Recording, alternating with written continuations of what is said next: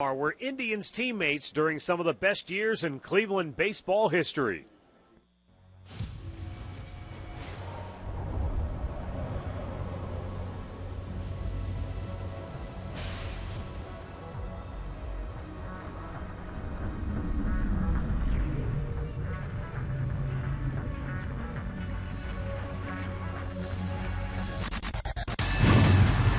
There are less than 70 games to go in the season, and the Tribe season is suddenly at a crossroads. They fell to the 500 mark after a tough loss last night and now sit 3.5 games behind the suddenly surging Detroit Tigers, and they still trail the White Sox by 3 games. And they're looking up at 5 other teams in the wild card standings. Can the offense will their way back into the race? We'll find out next on Sports Time Ohio.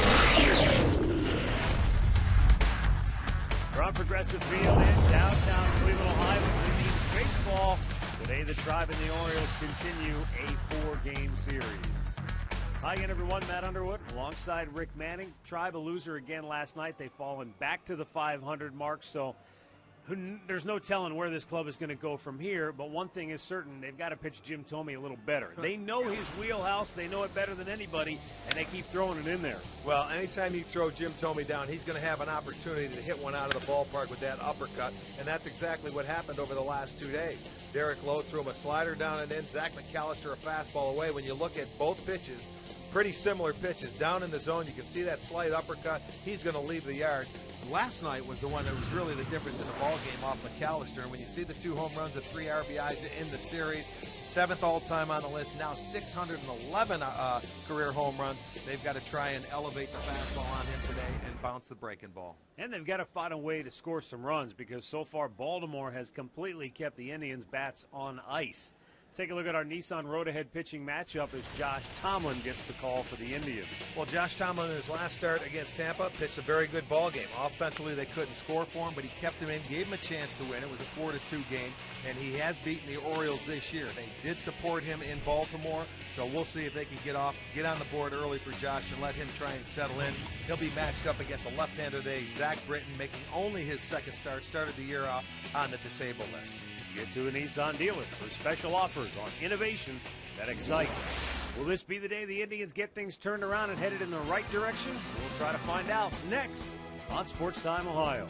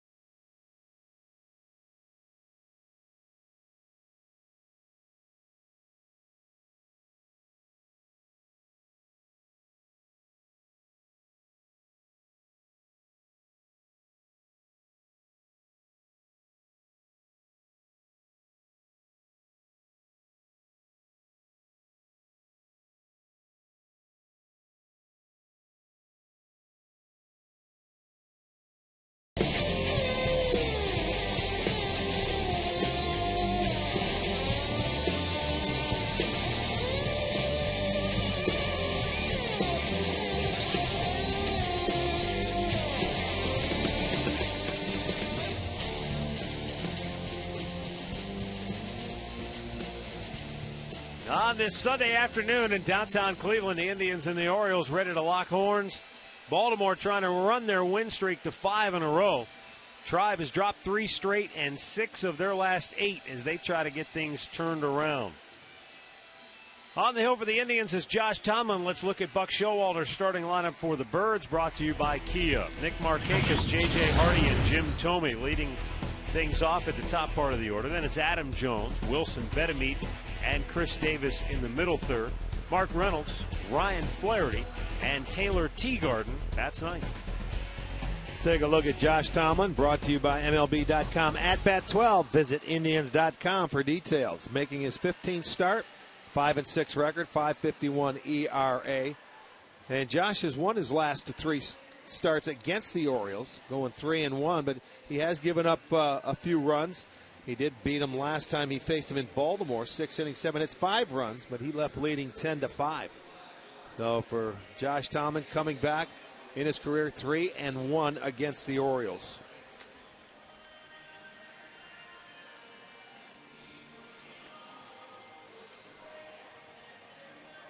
Nick Markakis will lead off for Baltimore. He has gone just 2 for 8 in the series.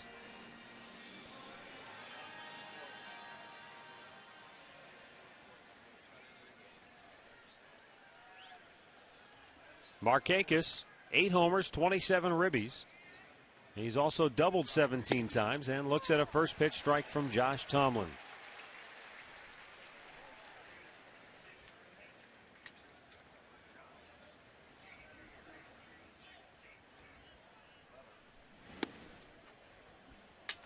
During the 4-game series in Baltimore just a few weeks ago, the Indians had maybe their best offensive output all season long. They scored 32 runs in the 4-game series and hit .350 as a team. But in this series, they've scored just 3 runs and they've hit .235 in the first 2 games. So it's up to Josh Tomlin to try to keep the O's offense at bay early, much like Zach McAllister did last night. But even as well as McAllister pitched, he could not prevent the Indians from falling for the 6th time in their last 8 games. He pounded the strike zone. He was great. He had 3 pitches working for him at any given time. Had a 1-0 lead, and then a 2-run homer, and then all of a sudden you're looking up. In the hole, backhanded by Cabrera from the outfield grass. His throw not in time. Good effort on both ends. Santana went to the stretch, but Markakis hit it perfectly. And that's just a very difficult play for any shortstop to make. Anytime you leave your feet at short, especially when you're going away from first base, he does the slide. I didn't think he had a chance. He really made that play a lot closer than it should have been. That was very nicely done. Slides, pops right up, and was throwing the ball by the time he gets up. Nice play, but it goes as an infield single. And it brings up J.J. Hardy.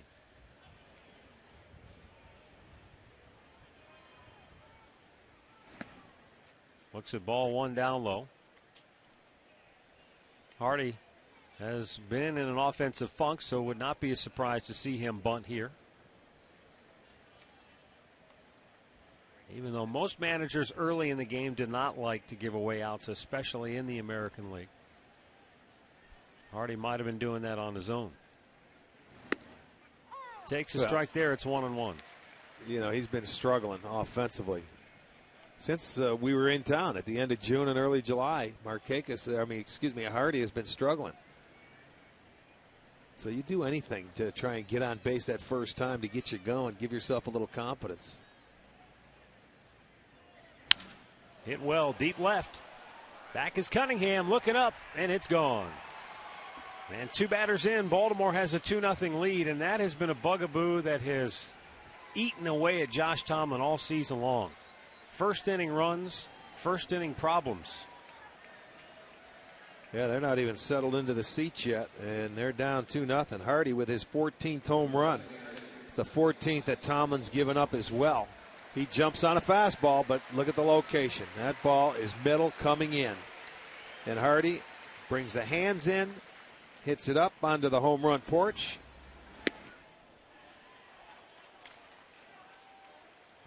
.119 homers for the Orioles. They are 3rd in the league in that department. That's 19 first inning runs now for Tomlin. And that's right back up the middle, and Jim Thome is 5 for 10 in the series.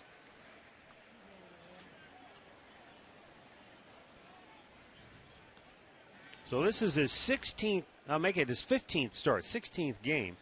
One of those out of the bullpen. So in 15 starts, Rick, 19 first inning runs for Josh Tomlin. That's what made him so effective last year. He'd go out and have a 1-2-3 inning on 8 or 9 or 10 pitches, and it seems like he'd be in the dugout before you know it. It's a different year.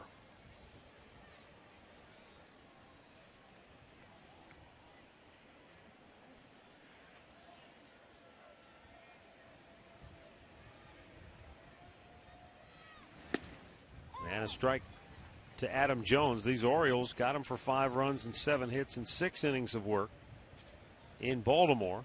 But Tomlin was the winner in that game when the Indians' offense erupted for 11 runs.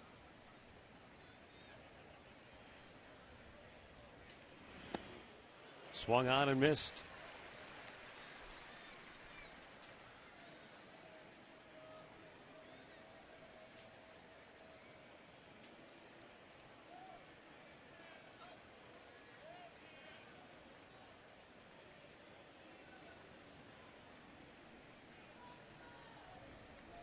With Tomey at first, the 0-2 pitch to Jones. Very close, and he's able to hold off.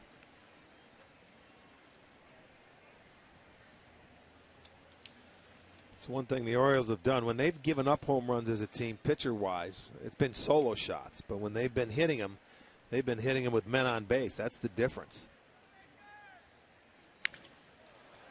That's in the left center, but Cunningham is there, and the left fielder has it for out number 1. Let's take a look at the Indians' defense behind Tomlin this afternoon. It's Cunningham in left, Brantley in center, Chu is in right, Lopez at third, Cabrera at short, Kipnis at second, Santana at first, Marson behind the plate.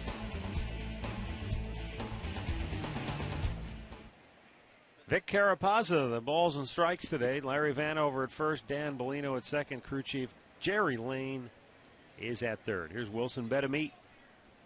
Just 1 out of 6 in the series, and he takes a strike.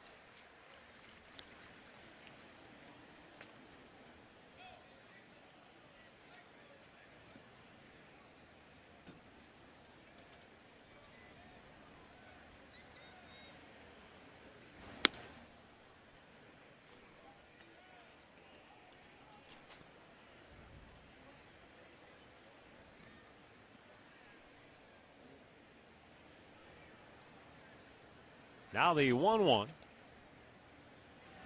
Rip foul.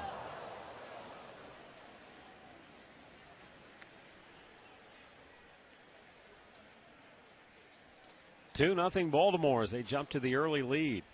Meanwhile, up in Detroit, the Tigers lead the White Sox 6-4 in the 7th inning. Detroit trying to run their record to 52-44 as they look for their 5th straight win, trying to send Chicago to their 5th straight defeat. That's up high. It's 2-2. Meanwhile, a little bit later today, Oakland will be in action against New York as the A's continue their surge. They're looking for their 5th straight win. They have 50 wins on the year now.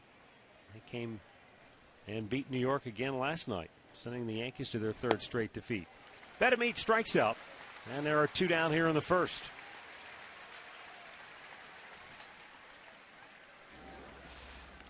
Pulls the string on Betemit. The changeup has him out in front.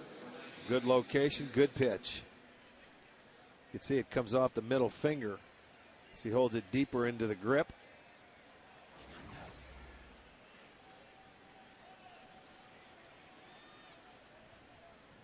Now Chris Davis.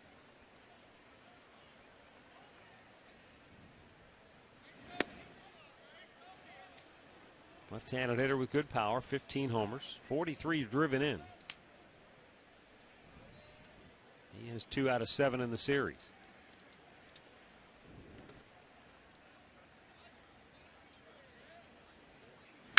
Broke the bat, and a foul ball.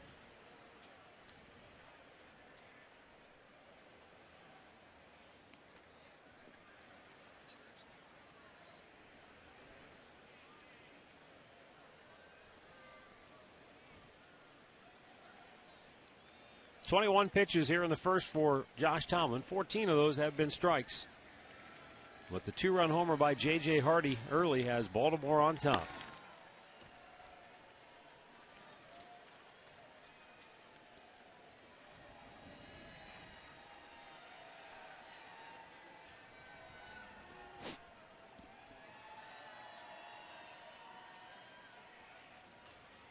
Tomlin fires, and Davis way out in front. Looked like maybe another changeup. Or maybe that slow curveball, about 73.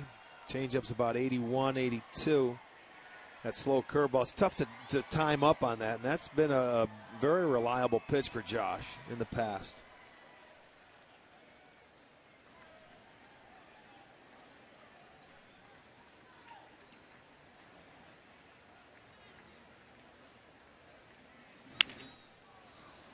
Center field, it's going to drop for a hit, and Thome stops at second.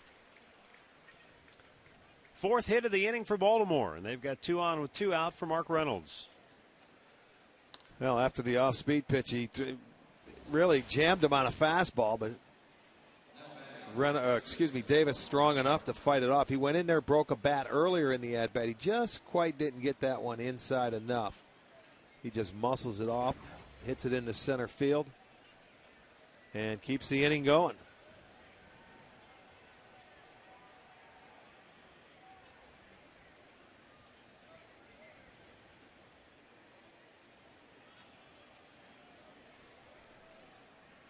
Mark Reynolds fouls it right back out of play.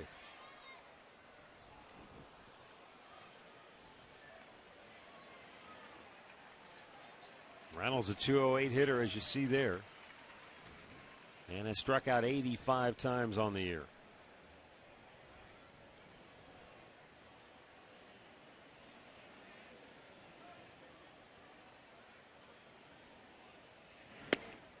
Well, this has really been a different year for Josh. Last year in that first inning, his ERA was 1.38. He gave up 4 earned runs and only 1 homer. 4 earned runs all year. Yeah. In the first inning. Right. That is right. I remember him, boy, they were running into the dugout before they even threw the rosin bag down, it seemed like, half the time. But he has really had to work hard this year getting out of the first inning.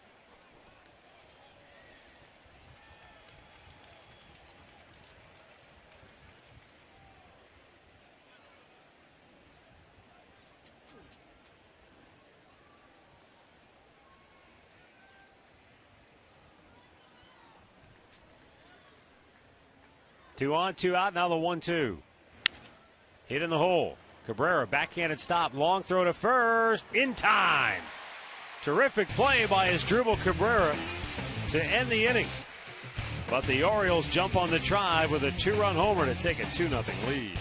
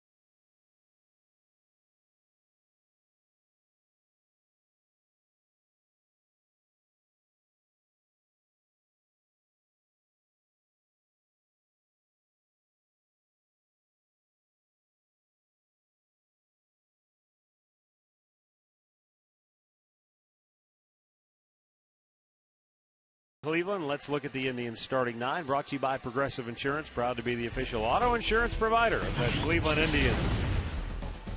Shin-Soo Choo at the top as Dribble Cabrera in the 2-hole. Then Jason Kipnis, followed by Jose Lopez batting cleanup. Michael Brantley 5th, and Carlos Santana batting 6th. Then it's Shelley Duncan, Lou Marson, and Aaron Cunningham.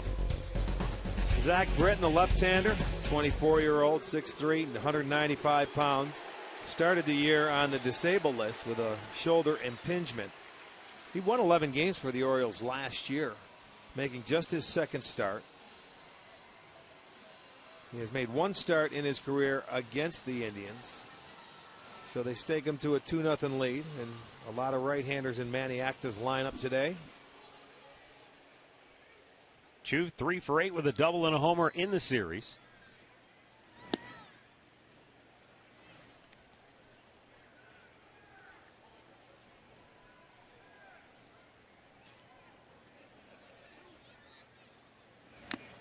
Fouled back, 1-1.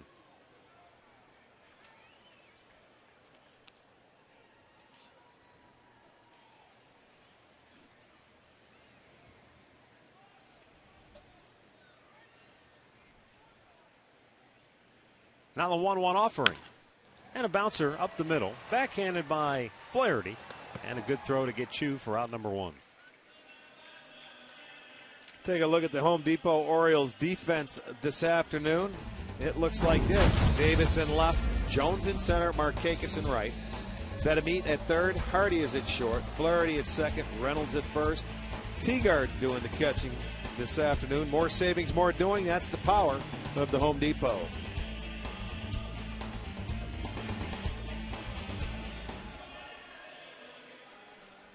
There is Asdrubal Cabrera, 1 out of 7 with a home run.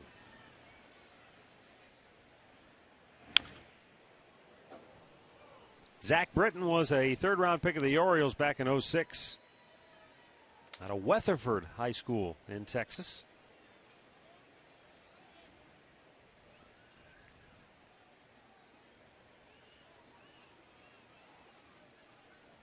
Made it to the big leagues last year and went 11-11 with a 4.61 ERA and 154 innings logged. A little bit outside.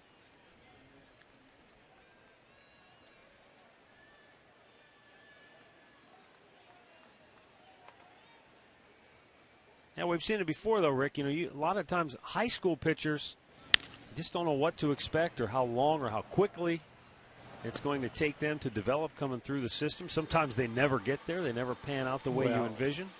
You're right. It's a tough game for kids, and they even say left-handers sometimes it takes a little longer to mature than righties, but. You never know. If you're left-handed and you can throw and you have a change-up and you got a decent breaking ball, you're going to stay around for a while.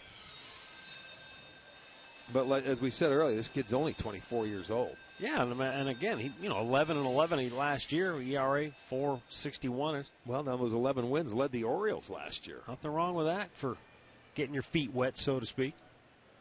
Yeah, Jason Kipnis. You know, and take into consideration, you're pitching in the American League East where the offenses are a little better than most.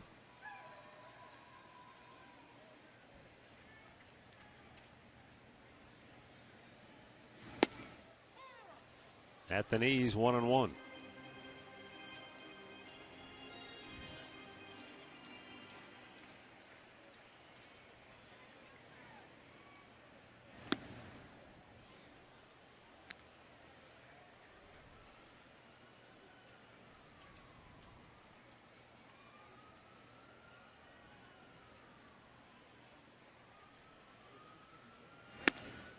Spun him out of the way.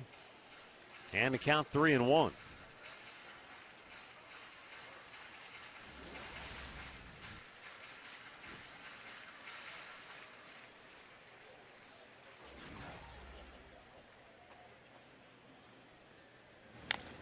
Fouled by Kipnis. This is the way Britton likes to pitch. 2 ground ball outs coming right out of the chute. He's a guy that relies on his sinker and keeps the ball on the ground. Not a guy that gets a lot of strikeouts because, like the good sinker ball pitchers, he wants you to put it in play. Pitch to contact. That's lined through the hole on the left side, and Kipnis has a base hit with 2 down here in the first. Well, he stayed inside on him most of the at-bat, and then on the full count gives him a little swinging room. And you're going to see Kipnis stay on it, and plus his ball was elevated. So easy for him to go the other way with it and find the hole. Those hitters like to extend the arms. And Kipnis gets the first hit for the Indians.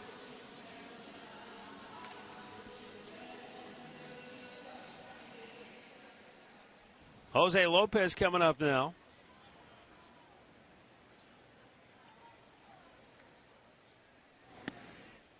Down low, ball 1.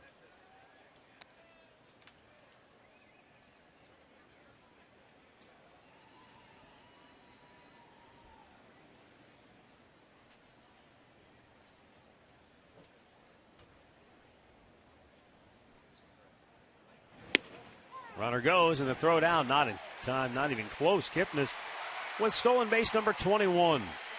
Had a good jump, and he's in the scoring position with 2 down. Yep, stole it off the pitcher, had a terrific jump. You watch, he's taking off as soon as Britton lifts that front foot. He is off and running, and he guessed right. By the time Tegar could get the throw down there, slides in easily. Good jump, head down.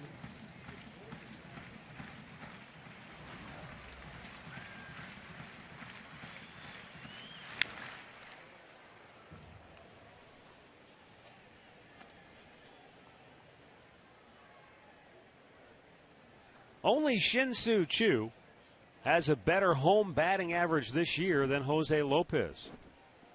Lopez hitting .307 here at Progressive Field. Choo came in batting .313 at home.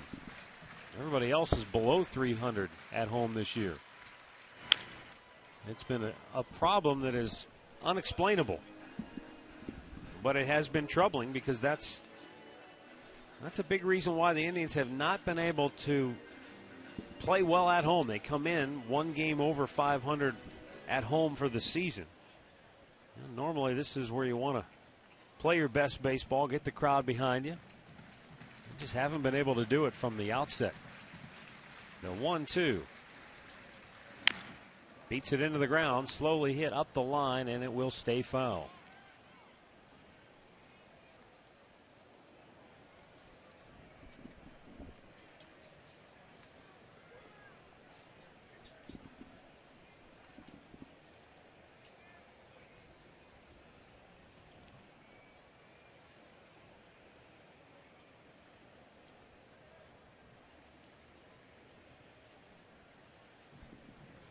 Lopez steps back in with Kipnis at second base and 2 down here. Bottom of the first, Tribe down 2-0. And Zach Britton, the left-hander, with a 1-2. Bounced it in front of the plate. The Indians' troubles at home this year started from day one. They lost the opener to Toronto and subsequently lost 4 of their first 5 on that initial homestand. And then the next time they came home, they lost 2 out of 3 to Kansas City before winning 2 out of 3 from the Angels. The 2-2 bounced to third. Wilson Betemit slings it across, and after an inning of play, it's Baltimore 2, Cleveland 0.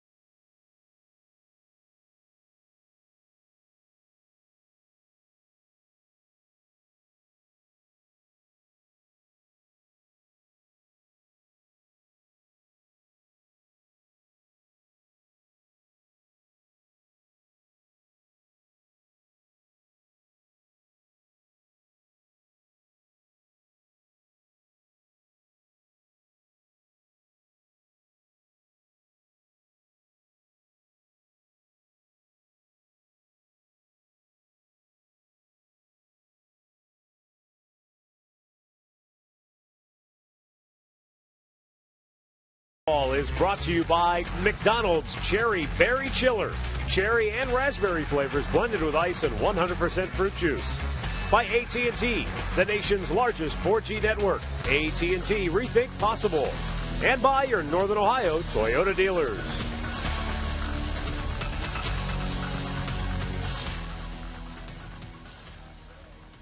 Second inning, 2-0 Baltimore. Ryan Flaherty has 2 hits in the series, and both have left the yard.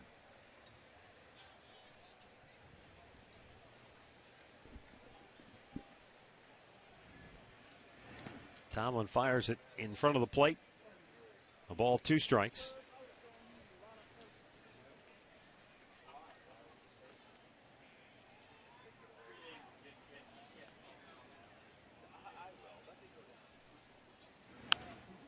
Flaherty pops it back out of play. Flaherty and Jim Thome have each homered in back-to-back games for Baltimore. That's the second time they've done that this year. J.J. Hardy and Nick Markakis each homered on games in May 8th and May 10th, which were back-to-back games. Hey, baby. And Ryan Flaherty with a base hit into right field as he continues to swing a hot bat against the Indians. Yeah, he certainly Baltimore gets their leadoff man aboard. He certainly has this series. Comes out, so they're going to start their leadoff man aboard. That fastball right inside. Flaherty turns on it. It's already the 5th hit by the Orioles.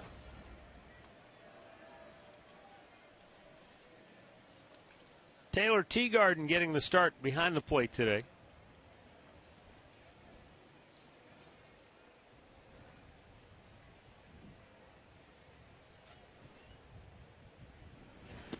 And a curveball misses for ball 1. Again, he was showing something like a bunt, but this is a guy, too, with Tomlin, the type of pitcher around the plate a lot. You could start your runner if you don't want to try and give up and out and try a hit and run.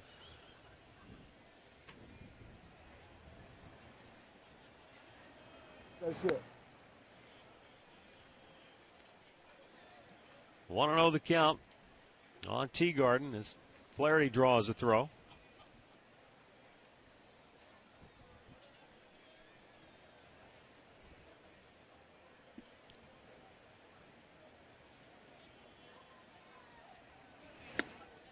Threw it by him. And the count 1-1, kept it in on him.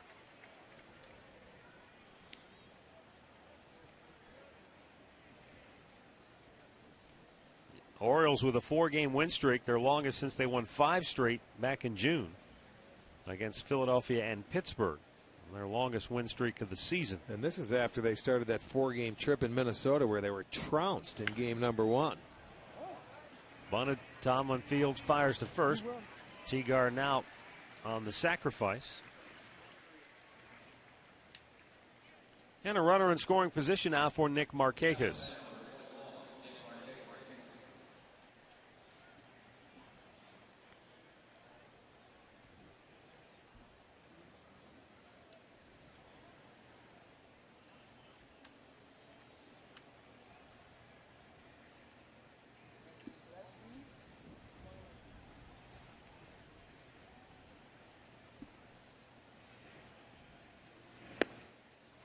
And a strike called to the Orioles right fielder, who singled and scored in inning number 1.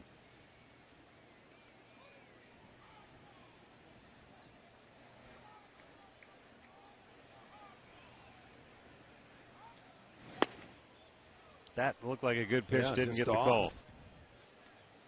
And now it's 1-1 for Markakis. See Marson sitting on the plate. That's a pretty good pitch. Boy, oh boy.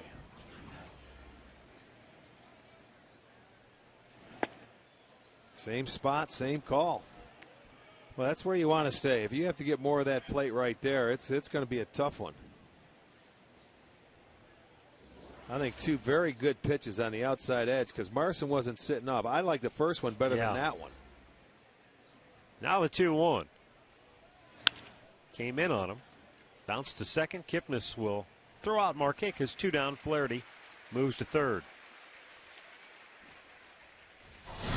Our great clip of the game comes to you from last night, and Zach McAllister, career high in innings pitched. He was very good for the Indians, but unfortunately, we fell victim to Baltimore. Jim Thome with a 2-run homer to give the Orioles a 2-1 lead. They added a solo shot against him. 3-1 the final.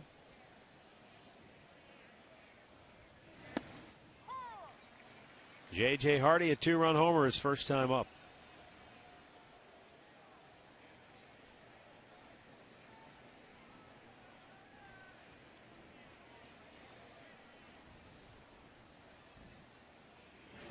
Yes, he did. And the count 0-2.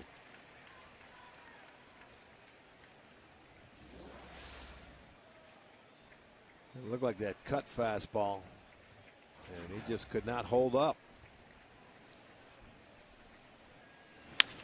Right back to Tomlin, weekly hit. And that'll end the inning. So the leadoff hit does no damage. Baltimore leads 2-0, middle of the second.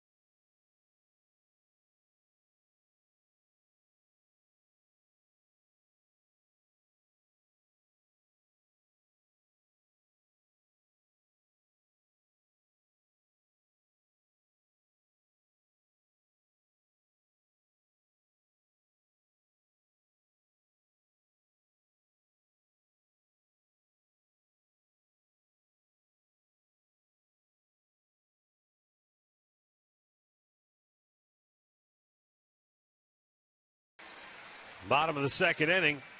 Brantley, Santana, Duncan coming up for Cleveland.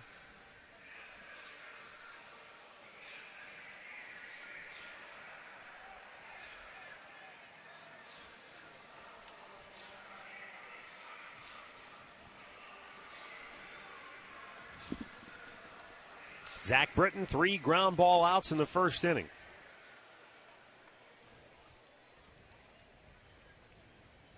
Left-handed sinker baller, but he says he doesn't use a traditional sinker type grip. It's not a 2-seam grip that most guys use to throw the ball when they want it to sink and go down in the strike zone to get that ground ball action. His grip he learned from Scott McGregor, who was a pitching coach at Aberdeen when Britton was coming through.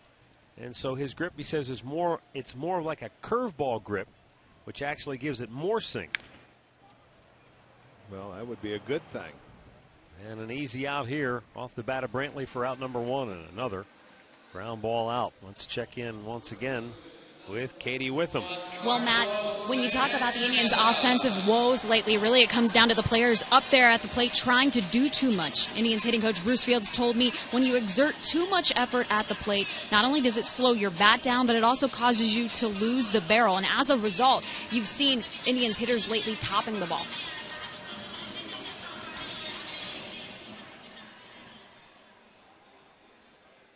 Well, sometimes the harder you try, the tougher it gets. That's why they say just relax and be yourself. But when you're not scoring, everybody tries to do more than they are capable of doing. A lot of different ways to look at it. Comes down to one thing. If you're a hitter and you get a pitch, you better put it in play and not foul it off.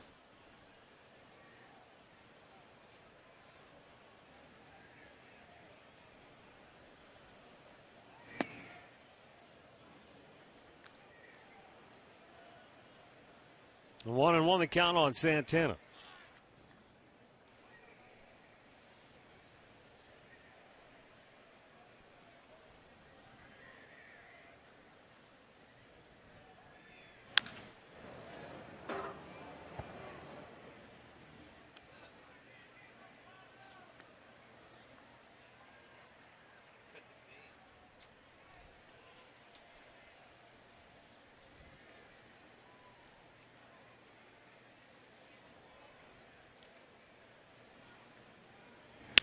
Right back through the legs of Britton. He slowed it down. And the second baseman, Flaherty, got a heck of a throw off. Santana beats it out for an infield single.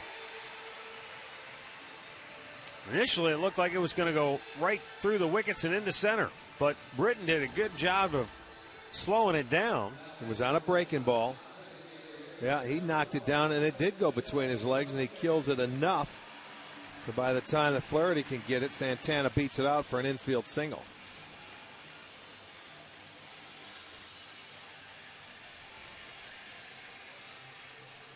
And that will give Shelley Duncan a chance to bat with a runner on base.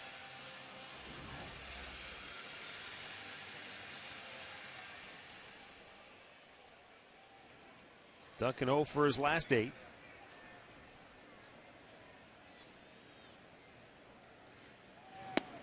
Low ball 1.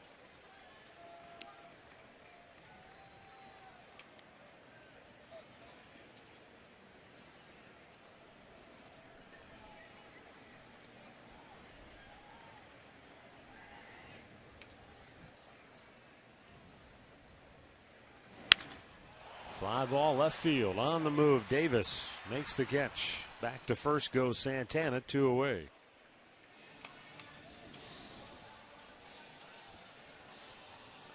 Our stat of the game brought to you by your Northern Ohio GMC dealers. Since the All-Star break, 3 runs or less in 7 out of their 9 games. Well, when you look at it, they've only had 3 innings where they've scored more than 1 run. In the 2 big games they had, they scored 5 runs, once in Toronto, once in Tampa, and then they did add a 3-run inning also, but that was in a loss, a 5-run and a 3-run inning. So they have not been able to put any crooked numbers on the board. They haven't had opportunities to hit with runners in scoring position, and when they have, they haven't done it. Well, the one time you thought maybe the perfect tonic for getting the offense out of their slumber was that game in Tampa, and what do you know, the next day it's David Price on the hill. Well, you're going to run into guys like that every once in a while where, you know, you're going to have to do every little thing right. That was a ball game. They only had 2 hits. He can do that to anybody. The Indians in this series, though, 1 for 13 with runners in scoring position. And it runs in cycles. When they were in, we were talking about it before the game, when they were in Baltimore, how many times in the 4-game series did they have opportunity with runners in scoring position? Well, it's 61 at-bats with a runner in scoring position. That's in the 4-game series. We've had how many at-bats coming into this game? 68 at-bats total in this 2-game series. Right. So they were generating opportunities because they were either getting hits or drawing walks or putting people into scoring position. Extra base hits. They were hitting the long ball. Everything was flowing then, and it hasn't done that. That was their best, I think, offensive explosion of the year for that 4-game series in Baltimore. Well, you can look at this a number of different ways. You could make a case. I'm just hypothetically speaking. If you wanted to just say, I'm going to make a case and say the reason the Indians are where they are is because of, all right, you're going to pick the offense, and you can give all the examples and the stats and build up your case. You could also flip it around and say, well, you know, offensively the Indians aren't that much worse off than a lot of teams, but boy, look at their pitching, and if they were pitching better, then that would alleviate a lot of their problems too. So it's not just on the offense. It's a No, team sure situation it where is. they're missing on a couple of different areas. Well, I think they're lucky and have been to be where they're at with the numbers they put up, both pitching-wise and offensively. But when you turn it into a game, and we've watched them play every day, it's a 6-inning game for the Tribe. Yep. I mean, to tell you, if their starters can go out there and give you some innings. Well, when they've got the lead after 6, generally speaking, they win. But they haven't been able to do that here lately.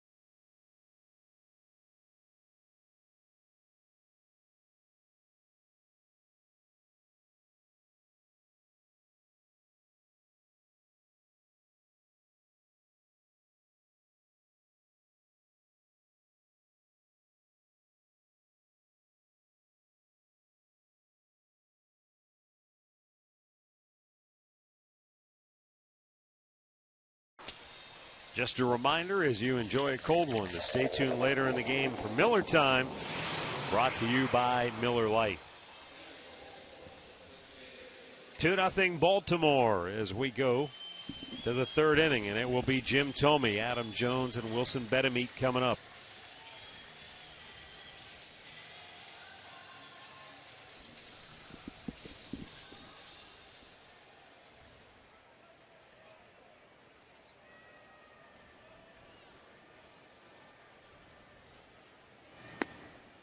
Big curveball, and he misses with it.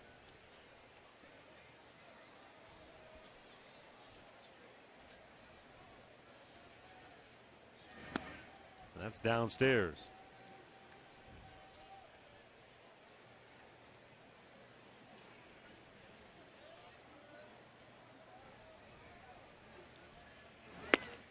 Fastball. Inside corner.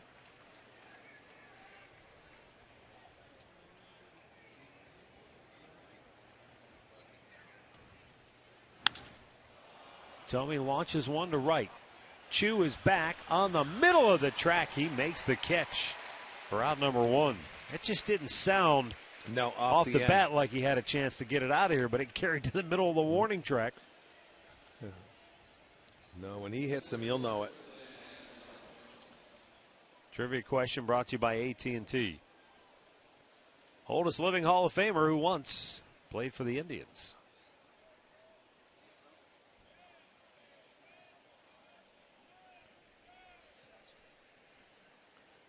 Adam Jones flied to left his first time up.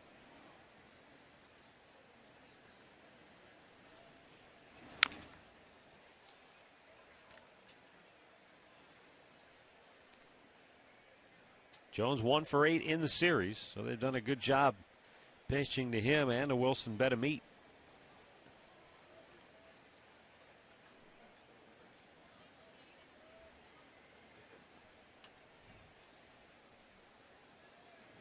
That's outside, 1-1. Minnesota's taking it to Kansas City, 6-1 to score there. They're only a game and a half behind the Royals in the Central Division standings.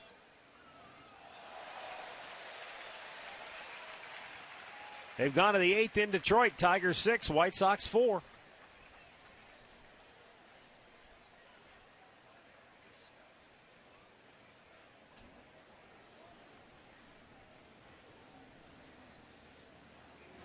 And a base hit for Jones into right field. A 1-out single here in the third. And that's the 6th hit today for Baltimore. As we get a look at our injury report, brought to you by Elk & Elk. Serious lawyers for serious injuries. Call 1-800-ELK, Ohio. Well, the Indians left town, and Luke Scott decided it was time to head to the DL. Well, sure. He hurt himself. He had too many hits. 14 against the Indians. He ended up breaking that 0 for 41 slump right here in this ballpark. Wilson Betemit a swing and a miss.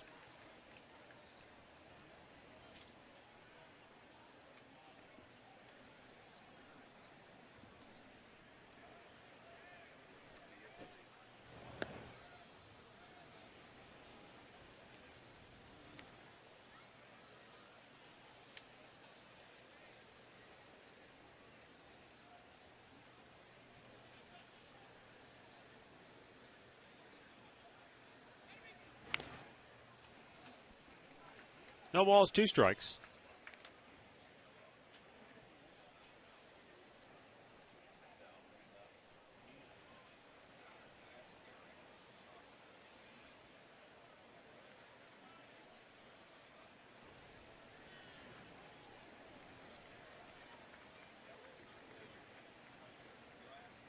Two-strike pitch. Liner to Kipnis, caught there.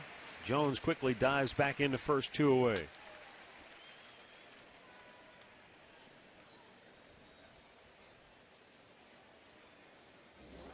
Well, Jones, a nice job there to freeze. You see, he took 1 step and realized there's going to be an infielder there. That's a tough thing to do sometimes when you're a base runner. You want to try and get a good jump and take off, but you have to hold your ground until it gets past the infielders.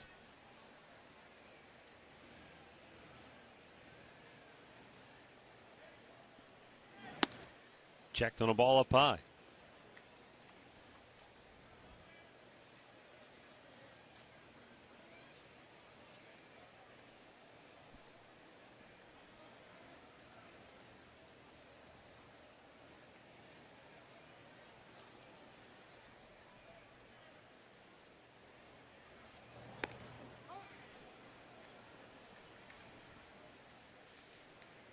Jones with 11 steals.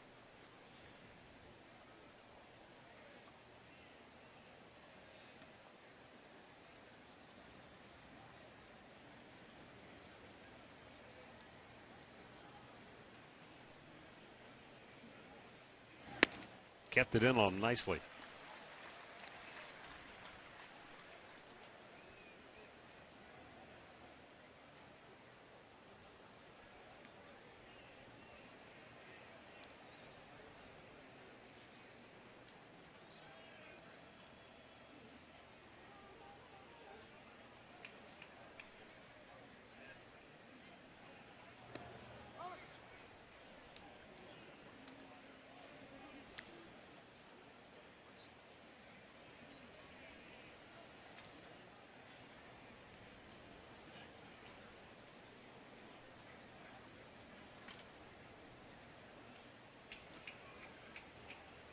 Tomlin comes set. And he popped him up. Foul ground. Tomlin racing over. He's called off, though, by Lopez, who makes the catch. That ends the inning. It's still Baltimore 2, Cleveland nothing.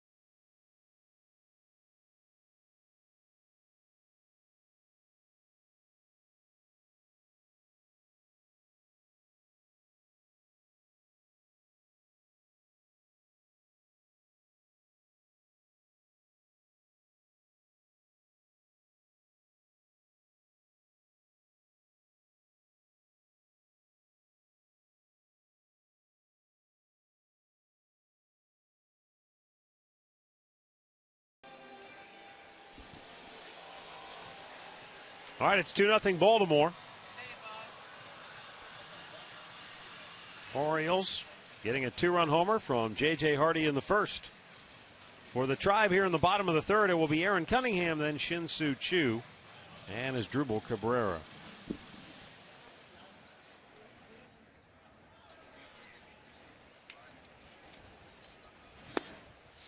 And a check swing by Cunningham called a strike.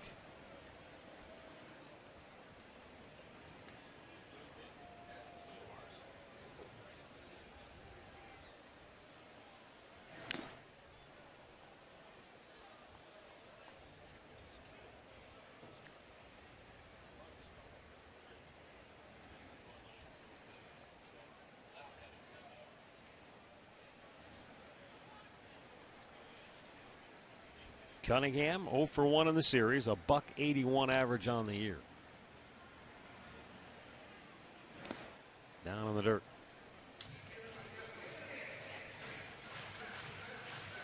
Rick, you go back to interleague play when the Indians went to Houston. They were coming off a home sweep of the Cincinnati Reds. They went down to Houston and won that series opener behind Ubaldo Jimenez 2-0. Right. And at that point, they were 5 games over 500. They led the division by a game and a half at 37-32. Since that time, in the last 25 games, they've gone 10-15, while the White Sox have gone 14-11, and the Tigers have gone 17-8. Yeah, well, no one really took charge of this division. You know, everybody was sputtering around the 500 mark for a while. You figure whoever gets out. Well, and the same thing, you look at it in the East, the Yankees, they separated themselves from the pack because they got hot. Texas did it earlier, and then the Angels started to play much better, and they brought themselves back into play. They're 6 back still, but and then Oakland has 50 wins, as you mentioned. And you're wondering how in the heck can they do it, but someone's going to have to take a charge of the division. And now you're getting back into divisional play. Detroit having a chance to beat the White Sox for 3 straight games there. They're in the 9th. And then they're coming right in here on Tuesday. You know, so they get back into the division, and then the Indians get back into the division. That's where you have to get hot, and you have to play, and you have to win every series. It's in your own division. The 2-2. Down on the dirt. Well, you look at those numbers, and it's not as though the Indians have been in a free fall in their last 25 games, but they're 5 games below 500, and the Tigers have been playing well. White Sox have been playing okay.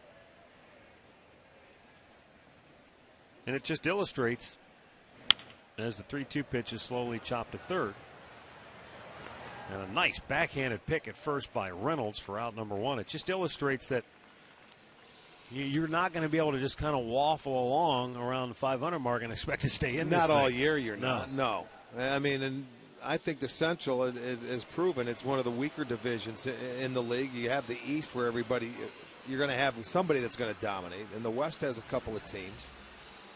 Well, everybody was just pedaling around the 500 mark here in the Central, and that's why it has been like it has. Now it's, you know, you're round, and there's, what, 70 games left, roughly.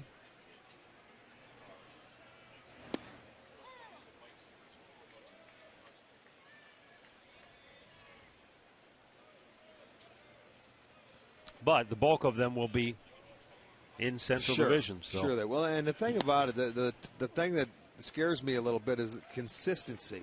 And the Indians haven't been able to, you know, it's tough to string together wins and win streaks when you're not firing on all cylinders as a team. And they're not doing that. You know, they get a well-pitched game, they don't score. When they score a lot, their pitching gives up a few runs. You have to be pretty consistent.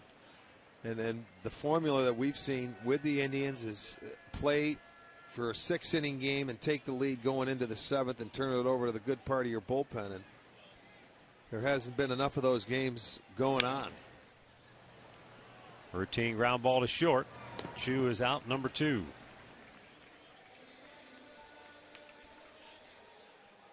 Once again, Here's Katie with them. Well, Matt, your next chance to check out fireworks will be Friday, August 10th. The Boston Red Sox will be in town. Fireworks will be set to the music of A Summer of Love. You can log on to Indians.com/fireworks to get your tickets now.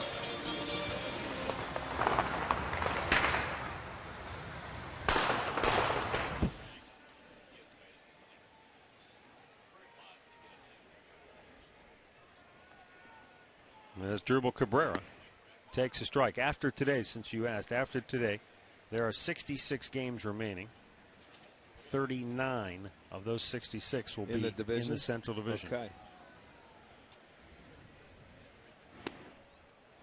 In fact, so you know Tuesday what you'd like to do. You'd like to go 30-9. Well, Tuesday begins a stretch of 15 straight right in the division, and we end with 18 straight in the division. Yeah, we won't see the White Sox till the end of the year.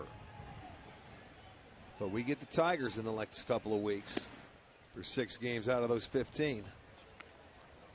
18 straight to end the year, and 24 of their last 27, all in the Central Division. The 1-2. Cabrera fouling it off.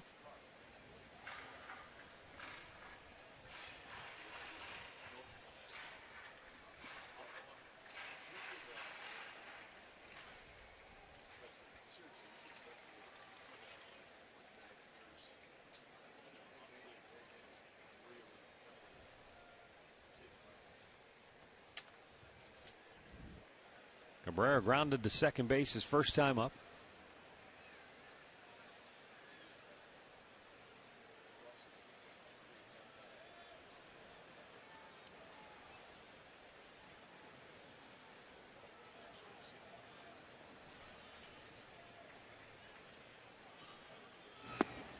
A little bit low.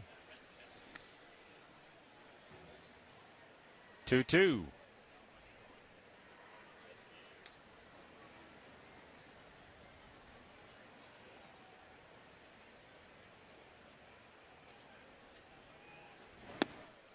Cabrera strikes out. Indians go 1-2-3. We go to the fourth, 2-0 Baltimore.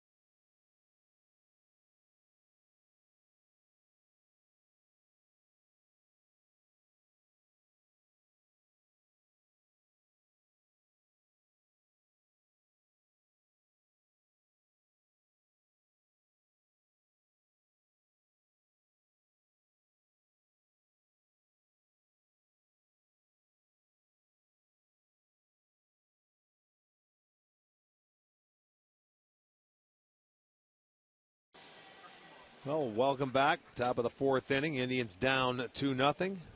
It's going to be Reynolds, Flaherty, and Teagarden for the Orioles to face Josh Tomlin.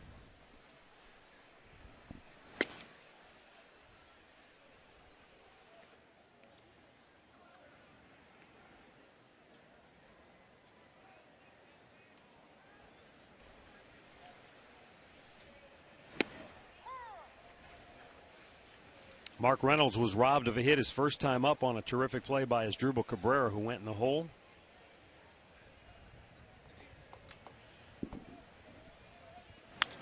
And he fouls this one back.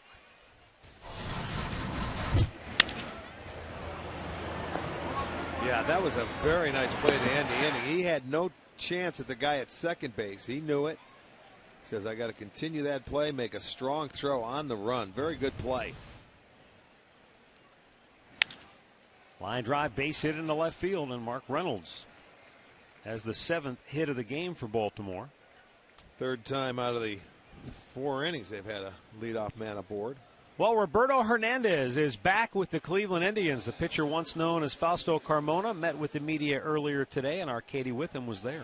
I was, guys, and you know what? I give him a lot of credit because he fielded some really tough questions and he handled himself well, but you could tell he was very remorseful, grateful for that second chance, but he's also ready to move on, and he made it clear he's ready to take that next step forward. He says right now he feels good enough to step out there and pitch. They've mentioned he's thrown 5 innings, 70 to 75 pitches, but Roberto Hernandez did say he's going to wait and basically do what the Indians want him to do, which is probably go down into the minors and get a few starts in.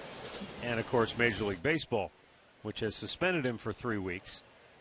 So his first day eligible back August the 11th. You know, whether he's ready to pitch on August the 11th or the 12th or the 13th, who knows? We'll have to wait and see as we get closer to it. But yeah, you have to see how that rehab goes. I mean, to go out there and pitch and face live hitting. August the 11th. The series for the 10th starts with the Boston Red Sox, a 3-game series. The 11th would be the middle game of that series. And then after that series here, we head out to the West Coast and play the Angels, Oakland, and Seattle. He was well received in the clubhouse today, Rick. I was down there, and players received him with open arms. Justin Masterson gave him a big old What did he call him? I want to know what he called him. He called him Poppy. Probably because he didn't know what to call him at first. But Fausto says, hey, whatever you guys want. Roberto, Fausto, he said, hey. And well, Justin you're and, right. It doesn't change for those guys. Nice play by Santana, and he just couldn't make the swipe tag for the double play. Boy, oh boy, that was a great stab and almost completed a beautiful double play. Because he had to go back to the base, but with his momentum, boy, Reynolds got back. That was surprising. What a play. He's coming, he shuffles off. There's that second liner. He has to go down and brace himself, and he tried to get up and get there, and boy, just missed it. Still a nice play to get the out. That goes down in the corner. That's big trouble. Saved an extra base hit and possibly a run. 1 on, 1 out for Taylor Teagarden.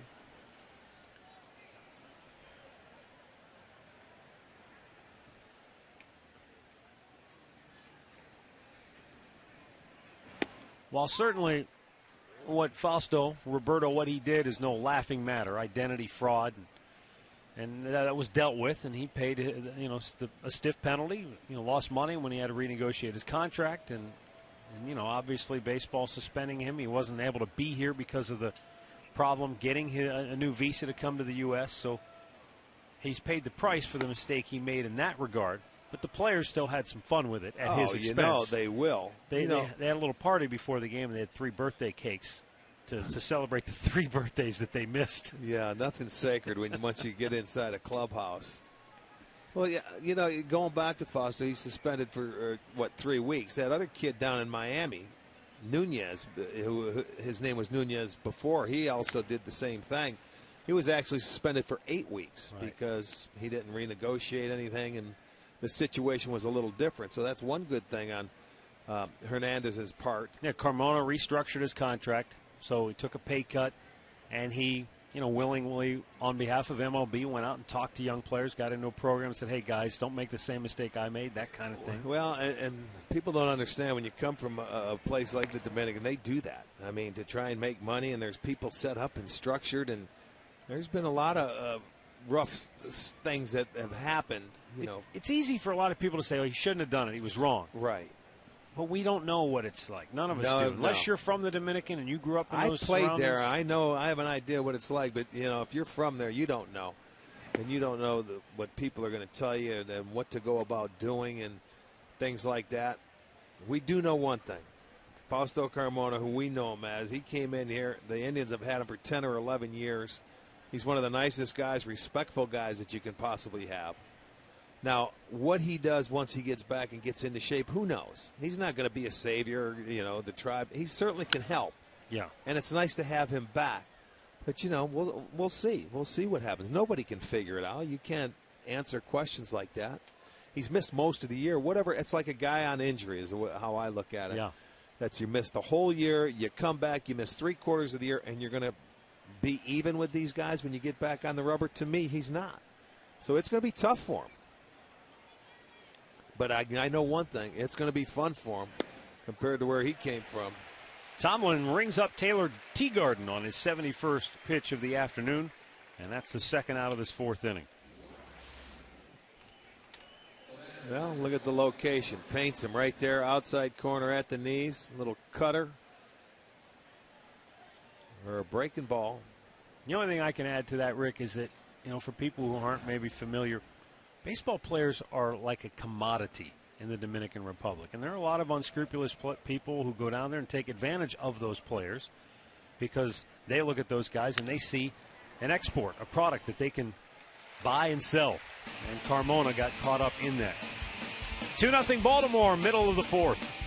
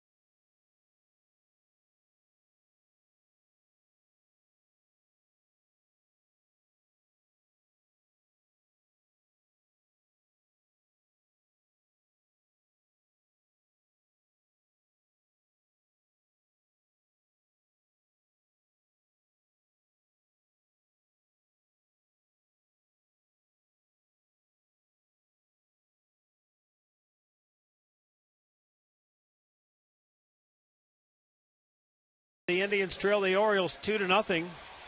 Bottom of the 4th, and for the Tribe, it will be Jason Kipnis, Jose Lopez, and Michael Brantley. Got the hot dog hat on. Oh, here for the race. That's coming up in a couple innings.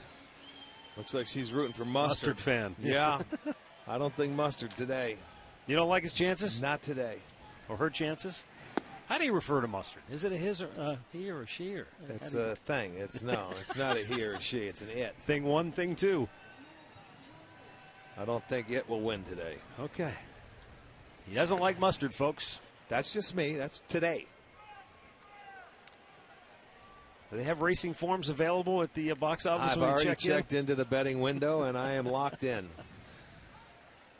The 1-1. Kipnis, little foul off the end of the bat. Kipnis with a base hit in the first, 2 outs. He crowded him the first few pitches and then got to the full count and went with a fastball away, and he ended up finding the hole between short and third. The Indians with just 2 hits.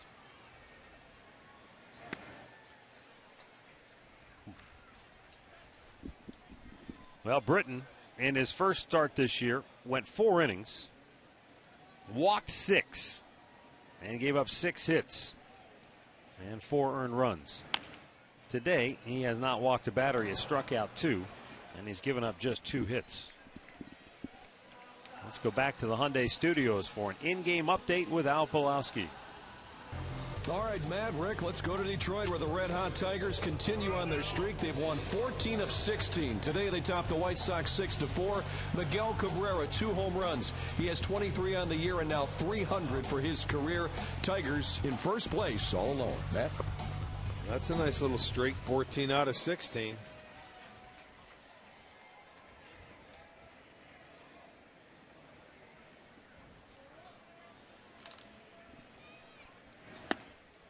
There's a strike to Lopez.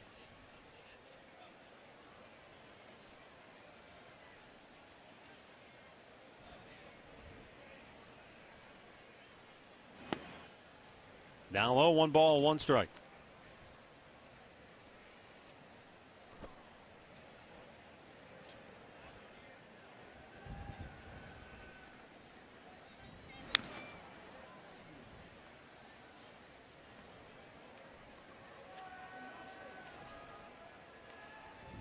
The Orioles becoming quite the road warriors in that American League's Eastern Division. Baltimore looking for their 28th road win of the year, which would be the most in the East and the most in the American League.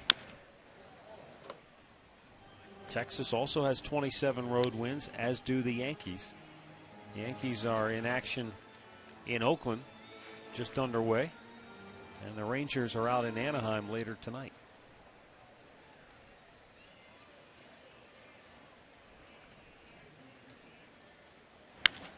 Lopez sends a high drive to right field. Back is Markakis, backpedaling. 2 down. Our minor league report brought to you by University Hospitals. Tim Fedorov last night on a 4-3 win over Lehigh.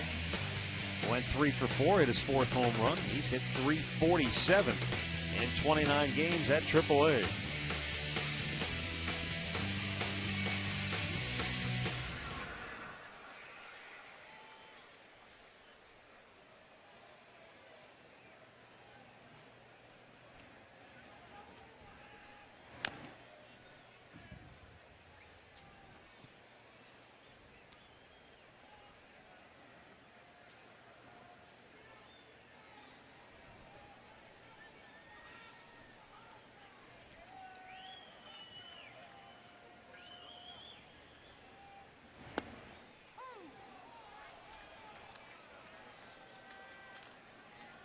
No balls, 2 strikes for Brantley, who's 1 for 9 in the series.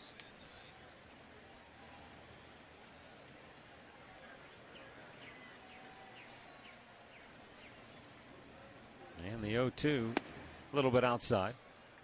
Britton has been good today. 0-2. He's got 8 0-2 1-2 counts, and that was the key yesterday. Well, he walked Gonzalez. 6 in his first start in 4 innings, and he hasn't been close to walking anybody today. You know, yeah, there you go. And Tillman did the same thing yesterday. They pounded the strike zone early. 1, 2, 3 go the Indians, and that's 8 straight retired by the Orioles left-hander. 2-0 Baltimore.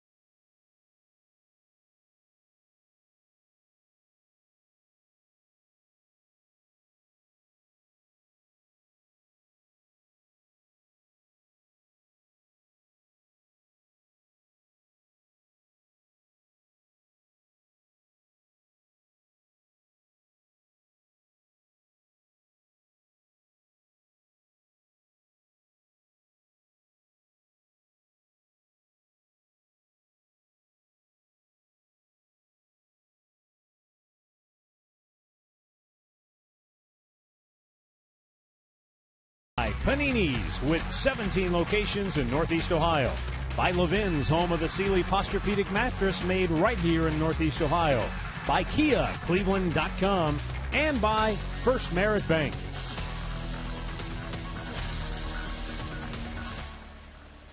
J.J. Hardy leading off the fifth for Baltimore, and a liner snared by Tomlin for out number one.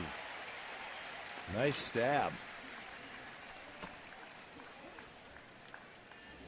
Pull it off the end of the bat, and Tomlin able to just reach out and keep it from launching its way into center field. Well, he's always in pretty good fielding position. That's why he's ready to go. So when that thing came back, he was ready for it. Now Jim Thome, who has walked and flied to right. And a pitch outside, ball one.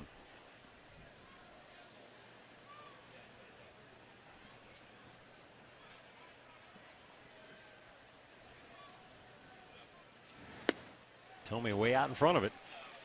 1 ball, 1 strike.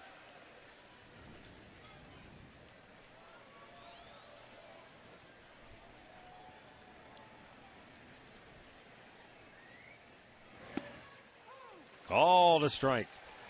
And he's down on the count now, 1-2.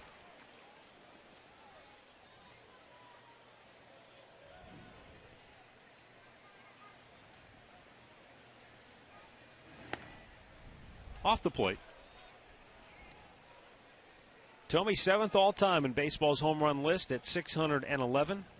6th place belongs to Ken Griffey Jr. at 630. High fly ball to left. Back is Cunningham.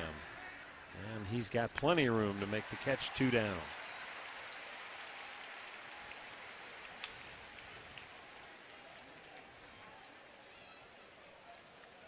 Send along some birthday wishes today. Jenny Pulio is turning 84. Tom Schutte of Willoughby Hills is 62. Shantiqua Gaines, 25 of Bedford. Bill Wheeler of Columbus. And Mackenzie Grace Martin from Mansfield. Birthdays today. Happy birthday to each and every one of you.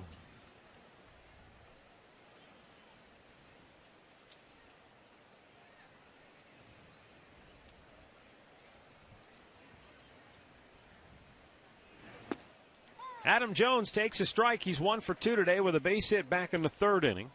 2 hits in the series.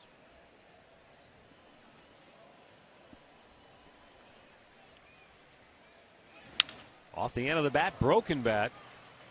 And Cabrera throws him out. The Orioles go 1-2-3 for the first time today.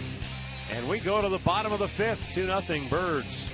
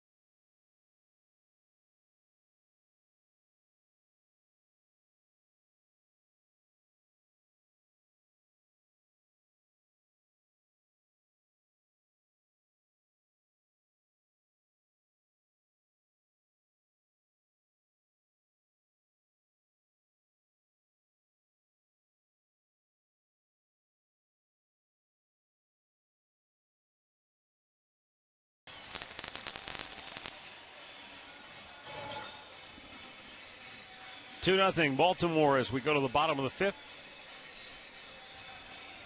For the Tribe, Santana, Duncan, and Marson.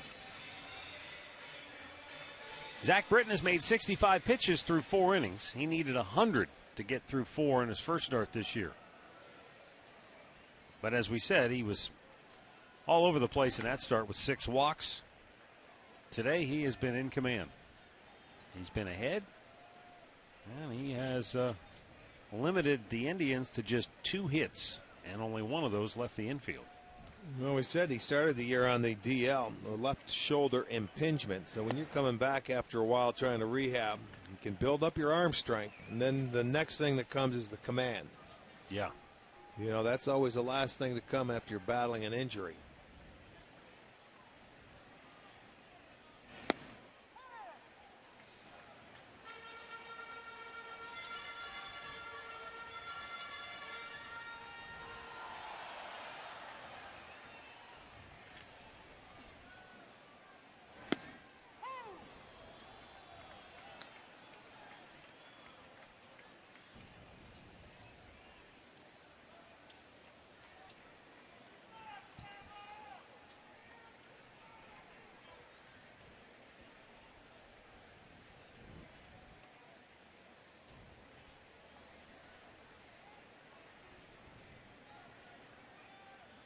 Zach Britton fires, and it's downstairs, a full count. No surprise that potentially the first walk of the day could come to Carlos Santana. He's drawn a lot of walks for the Indians this year.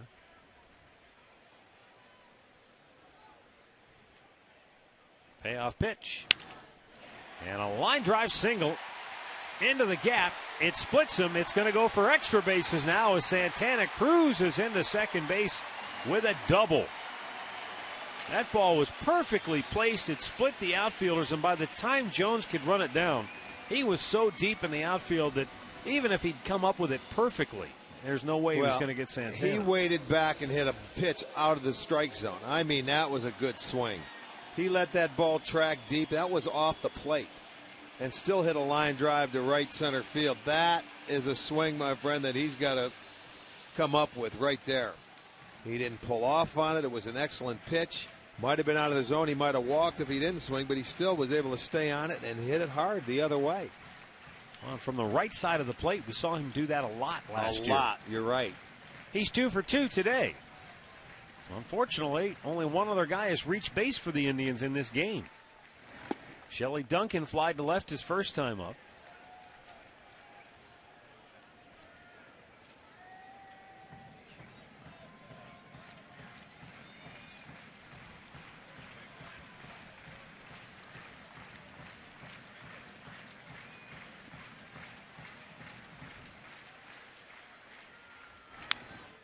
And that's fouled right back.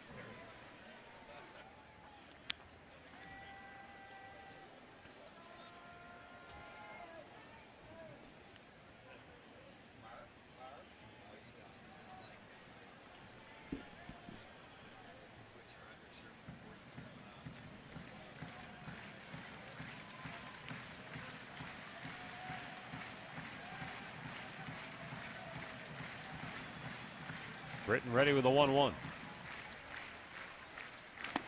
Down and in. 2 balls and a strike.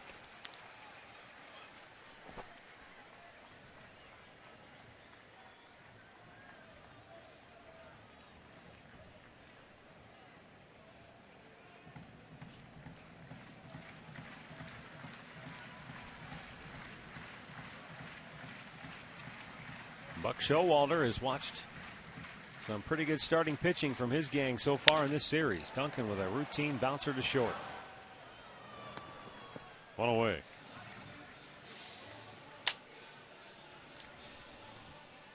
All right, let's take a look at the AT&T trivia question now. Oldest living Hall of Famer who once played for the Indians.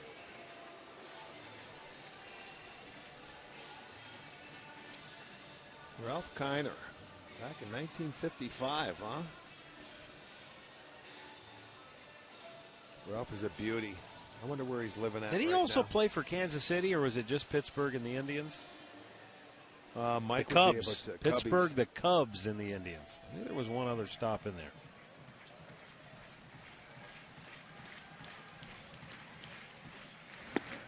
Down low.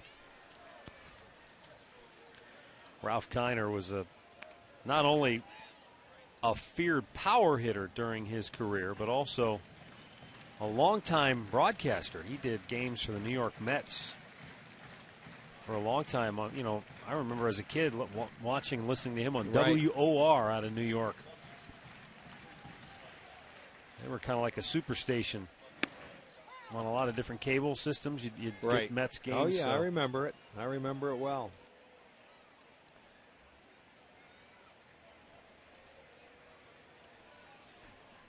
He was born in Santa Rita, New Mexico, Ralph Kiner.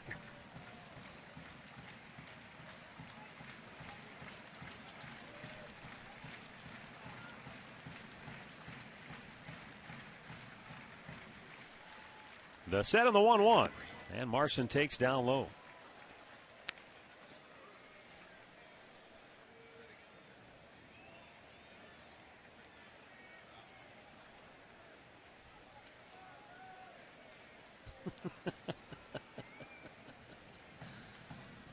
Ralph Kiner used to call his partner Tim McCarver. Occasionally he'd refer to him as Tim MacArthur.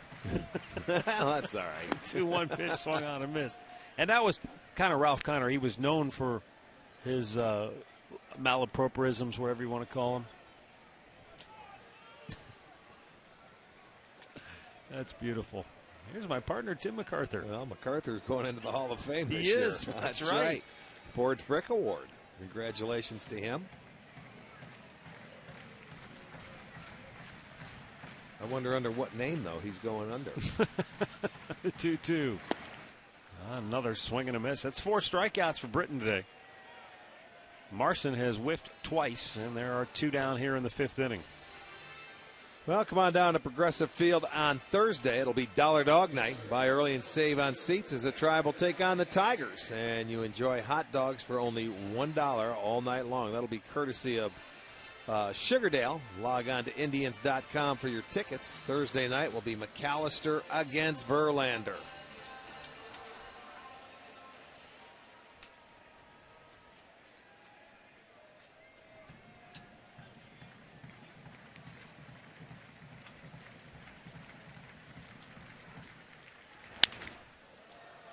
Roller to third.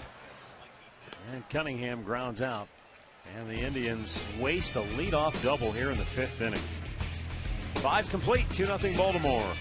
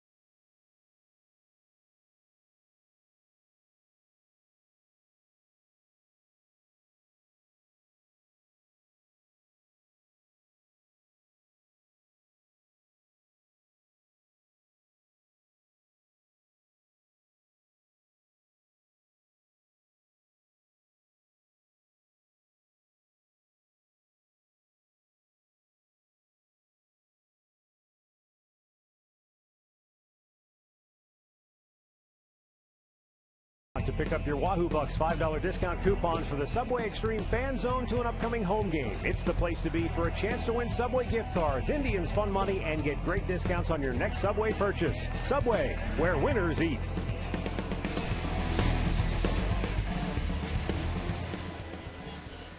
2-0 Baltimore as we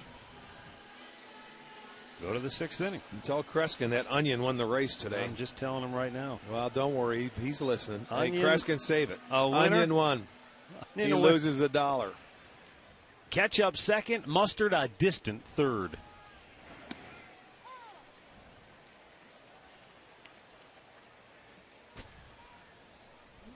Kreskin's apparently doing laundry right now. Where's he at? The oil stuff? It's at the Jiffy Lube. Jiffy Lube. I find that hard to believe. But has his jeans in on the rack.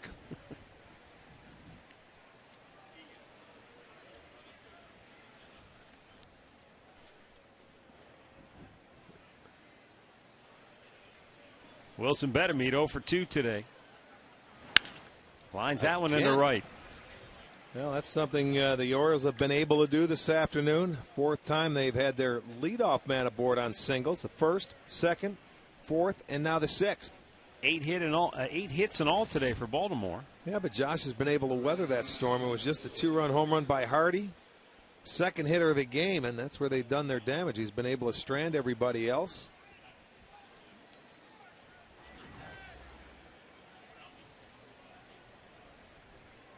Chris Davis singled in the 1st, fouled out his last time up.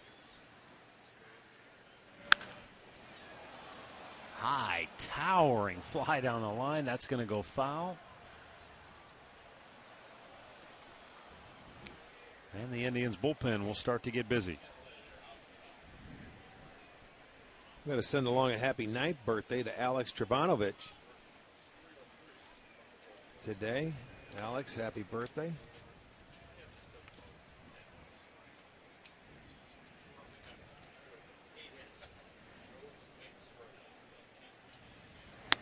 That's up high. 1 ball, 1 strike. Yeah, 6 of their 8 hits have come with Tomlin out of the full windup. Their only runs today came early. Yes, a indeed. leadoff single by Markakis, and then J.J. Hardy with a homer to left, and it was 2-0, 2 batters into the game. The Orioles had 2 more hits in that 1st inning, and then had a leadoff single in the 2nd. Ryan Flaherty wound up at 3rd. Since then, they haven't had a runner past first base.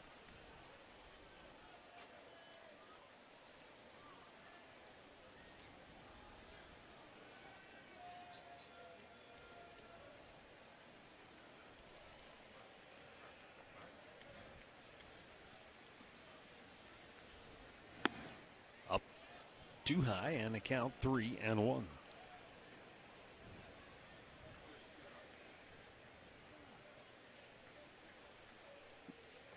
Mark Reynolds waiting on deck.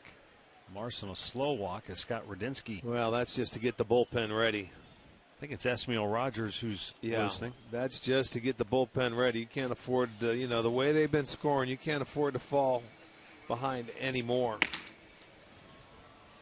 Well, our game recap won't take long. It's brought to you by your Northern Ohio Toyota dealers. And J.J. Hardy, 2 batters in, a 2-run homer. That's all the scoring here this afternoon. Find out about more than 30 Toyota offers available now at buyatoyota.com.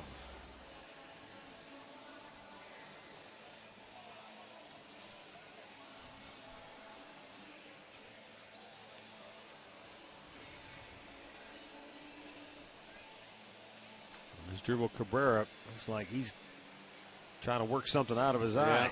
He's got something in there. Come and put some eye drops to see. You better see clear now. You're sitting on defense.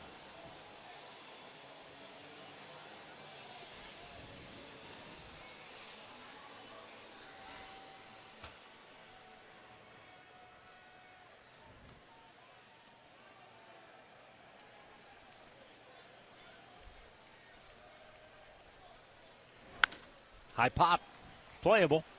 Lopez and Cabrera going out as Asdrubal calls for it. Good Makes the catch. Cleared the eye out. Hey, log on to STOHD.com for a chance to win a $100 gas card courtesy of your Northeast Ohio Shell retailer and True North convenience stores. We'll have a new winner each week until September 26th. It's a great little way to Take some of the sting out of your summer vacation.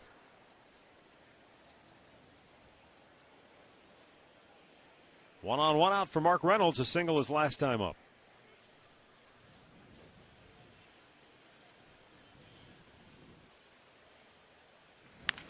Hit off the end of the bat right back to the mound. Tomlin to Cabrera. Back to Santana. An inning-ending double play. Middle of the sixth. It remains 2-0 Baltimore.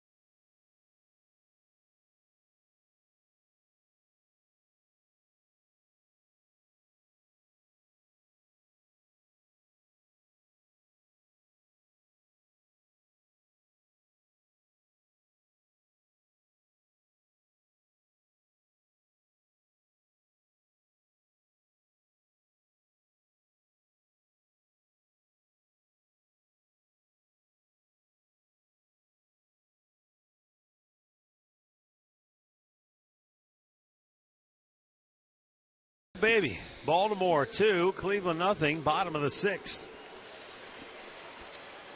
Top of the order for the Tribe. They have 3 hits in the game. A 2-out single, a 1-out single, and a leadoff double.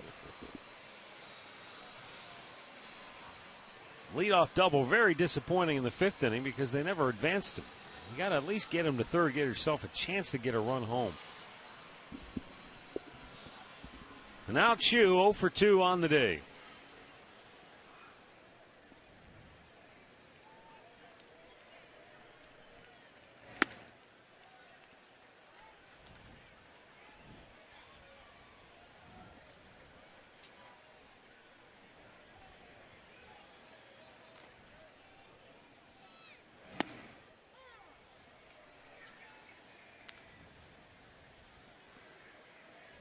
$83 pitches, 53 strikes.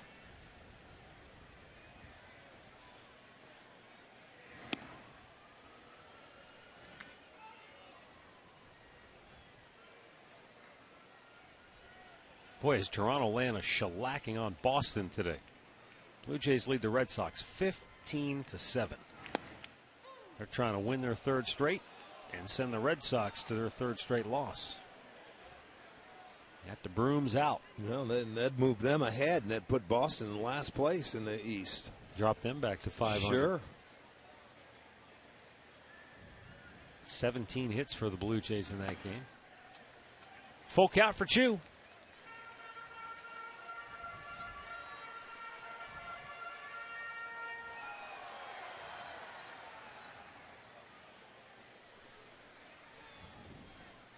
And the payoff pitch is ball 4.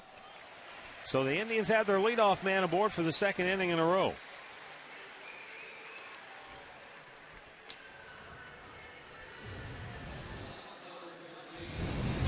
Come on out to Progressive Field. It'll be Gaylord Perry bobblehead Sunday, August 12th against the Red Sox. 1:05 start. The first 15,000 fans in attendance are going to receive Gaylord going into the Indians Hall of Fame this year, along with Jack Graney and Jimmy Warfield as well. Courtesy of Progressive Insurance. And Cabrera looks at ball one. He's 0 for 2 today, 1 for 9 in the series. His one hit was a home run.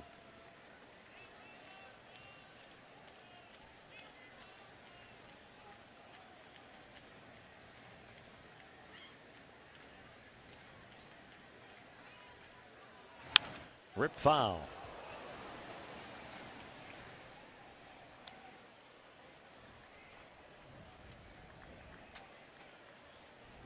Yeah, they needed to get a little action and get the crowd into it. It's been a quiet Sunday afternoon here. They haven't had a whole lot to cheer about. Only 3 hits for the Tribe. Still a ball game, 2-0. Get a double, get something going. We mentioned at the start of the series that Baltimore, even though we just played them before the All-Star break, was starting 4 guys who hadn't started against the Indians in the 4-game series in Baltimore. Right. And so far, the 3 guys who combined, coming in at a 2-2 record, combined, have thrown a 1.47 ERA up at them. Well, 2 guys making their 3rd start, and this guy's making his 2nd start. Oh, that was a late timeout call there. That brings Buck Showalter to the top step of the Oriole dugout. He didn't like the late. Well, normally, you see, he's getting ready. That's a late call for an umpire. Normally, they won't give it to you.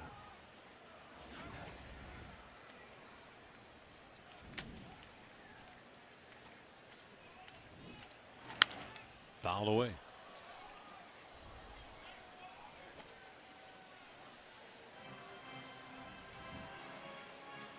"90 pitches on the day for Britain. Bullpen is quiet for both teams now.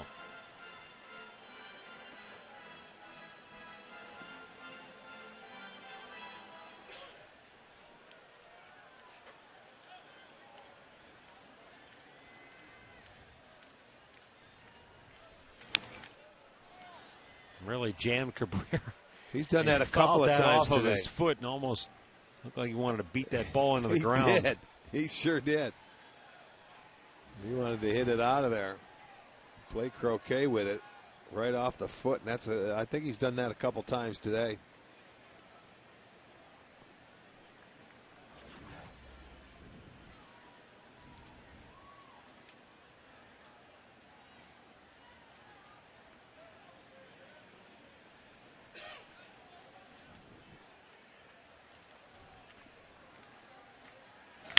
Right back to the mound. Britton goes to second for 1. The return throw. Not in time. Well, somebody was late covering right there. It looked like Flaherty got there late. Britton had to wait and almost lead his second baseman there. That's why his feet weren't underneath him. I see Hardy talking to him right now. That's a double play ball. And watch how late he is covering. Someone has to know who's covering. He had it, and then he broke back. He thought that Hardy was going to cover. Exactly, he forgot all about it, and the Indians catch a break right there, believe it or not. That will not go down as an error, but that's an error. That should have been a double play, and for the young second baseman, sometimes it's the plays that are not turned that come back to haunt you.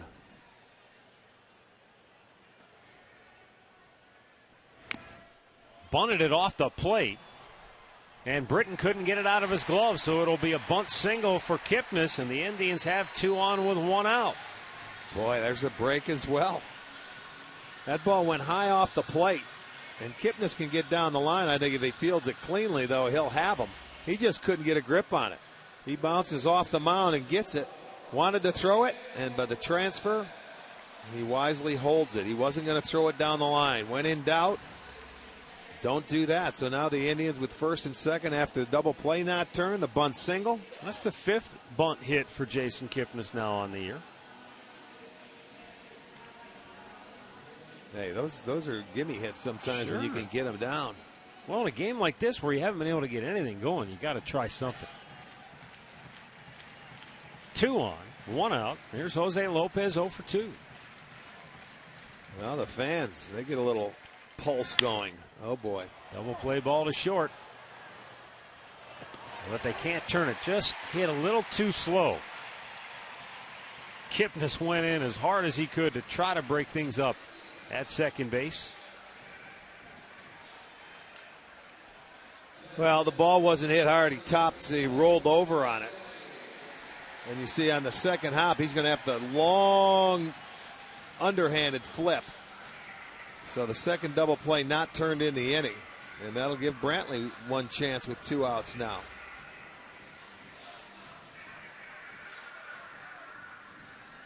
Brantley 0 for 2. And 1 for 10 in the series. And the Orioles have been able to cool him off to this point.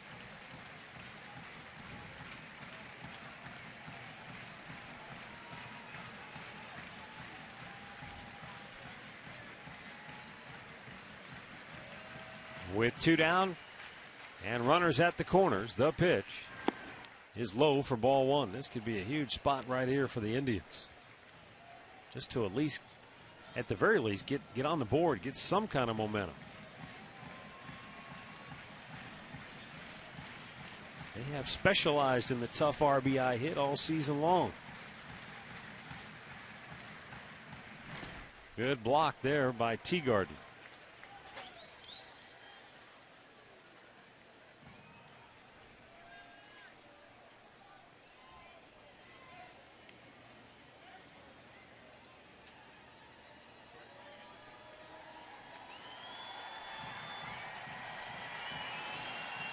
Brantley has a 2-0 count.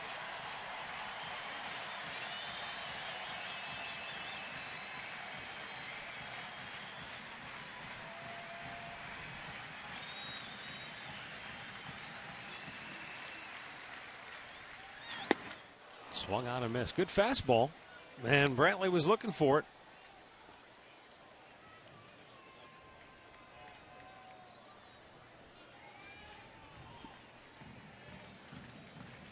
Well, he had a count to go ahead and take a healthy cut. He certainly did. You don't see him swing and miss often.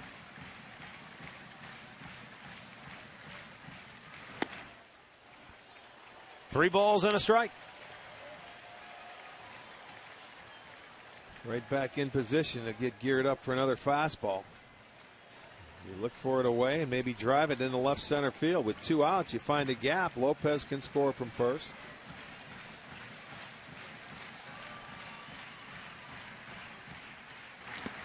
Missed up and in.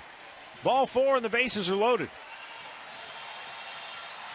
And they're loaded with 2 down for Carlos Santana, who is 2 for 2 on the day with a base hit back in the second and a double in the 5th. And that's going to bring Rick Adair out of the Orioles dugout for the first time today as Luis Ayala getting loose in the Baltimore bullpen.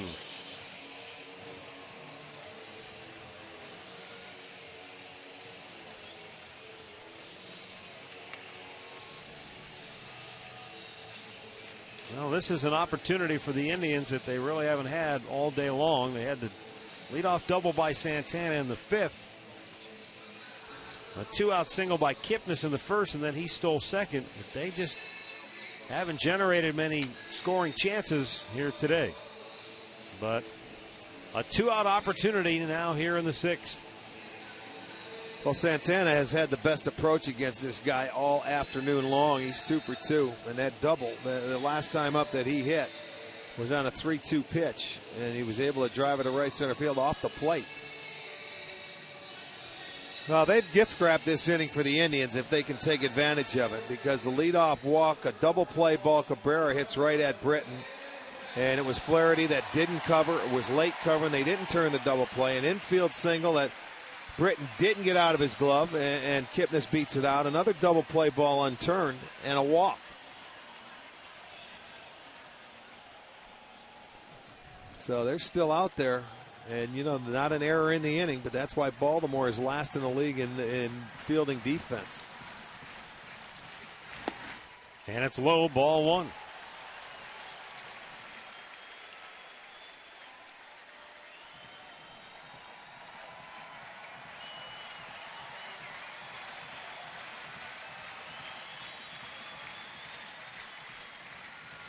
Britton delivers. Santana taking a strike that evens the count of 1-1.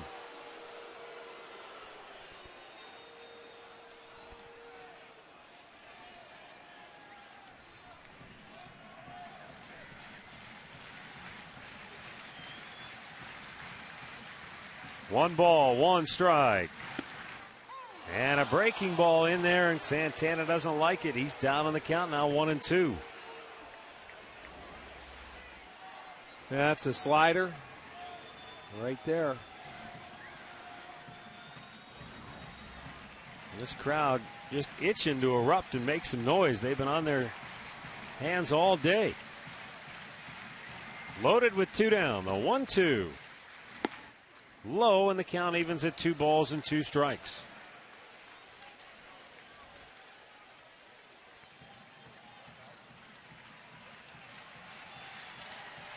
Tell you what, it looked like Teagarden was walking to the dugout. He picked that ball up and thought it was a strike and started to walk, and then throws it back. Santana punched out, and the Indians leave him loaded, and Santana close to being ejected from the game.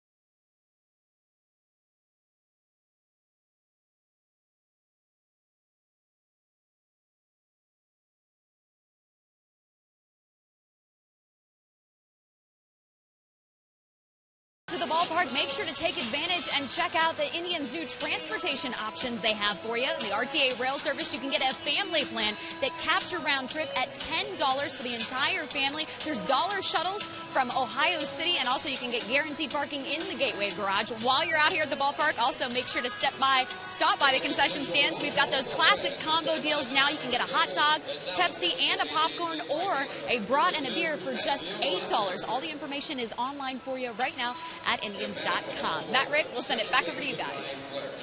All right, thanks a lot, Katie. We go to the 7th inning, and it will be Ryan Flaherty, Taylor Teagarden, and Nick Markakis coming up for the Birds. Josh Tomlin gave up 2 runs in the first inning, and that was it. He went 6 innings today. Kept his team in the ballgame, and that's all you can ask.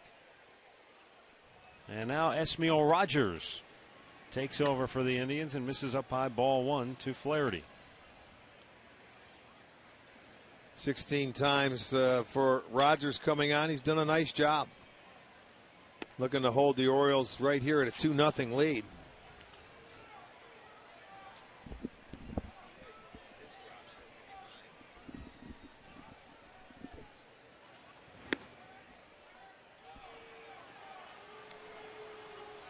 It's 3-0 to Flaherty.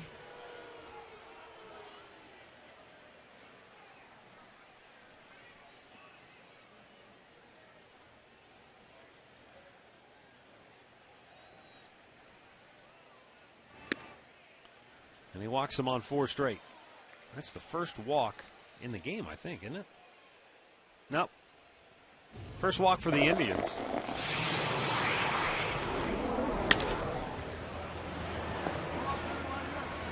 Well, in a game where they haven't scored and haven't done much offensively, our Miller Time highlights revolve around the defense today. Cabrera, Santana, and Tomlin all with nifty work with the leather.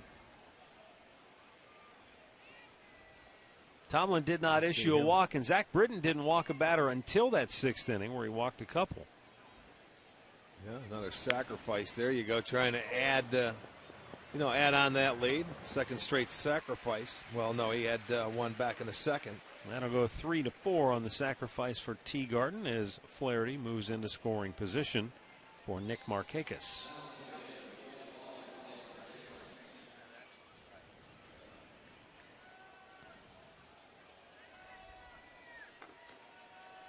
And Markakis today is 1 for 3 with a single and a run scored. That came back in the first.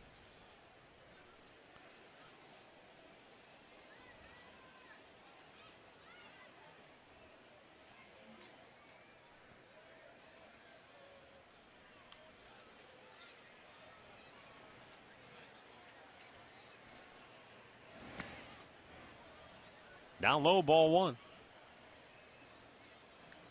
Yankees have jumped to a 4-0 lead in Oakland, trying to avoid being swept by the A's. Minnesota leading Kansas City 7-5. They're in the 9th at Kauffman Stadium.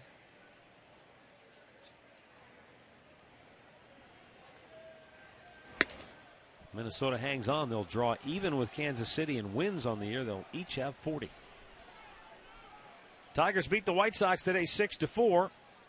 Detroit has won 5 straight. Chicago has lost 5 in a row. Well, that's a quick 5 games in the standings. You're huh? not kidding. Well, I mean, think back on it. Detroit was in 3rd place up until a few days ago. And then they leapfrog the Indians, and then they jump over Chicago in the span of a couple of days.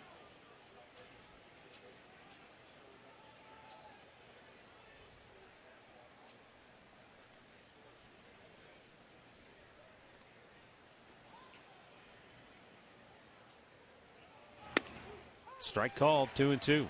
Tigers have now gone 18-8 in their last 26 games. 16 out of 18. That's a pretty good run.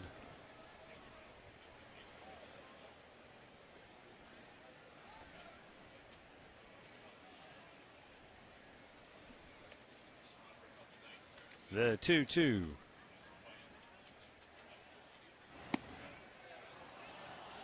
Close, but no cigar, and a full count.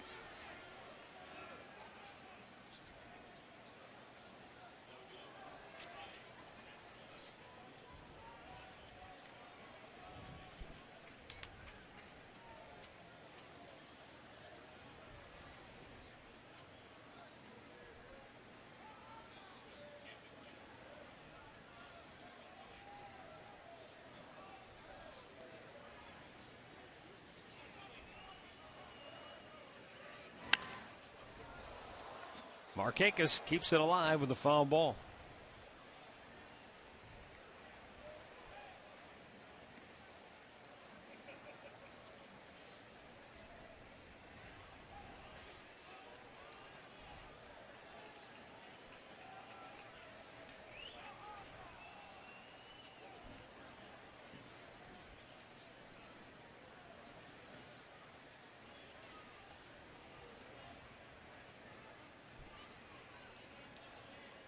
Rogers delivers. And the ball beating the ground to 3rd, and Lopez kicks it. Well, it would have been a tough play anyway. He had to run in and make the backhand and then try and get his feet set to make the throw. And he just didn't catch the ball cleanly. It's a tough play. See where he's playing, and this ball's down the line. He's got to come in and make the perfect play. Everything has to go right. And the ball jumps up, hits him on the heel of the glove. He was trying to get his feet set, and I still don't know if he would have got Markakis at first base. That'll go as a base hit. So it's now 1st and 3rd. And with 1 out, J.J. Hardy to the plate. He's 1 for 3 with a 2-run homer, accounting for the only runs of this game back in the first.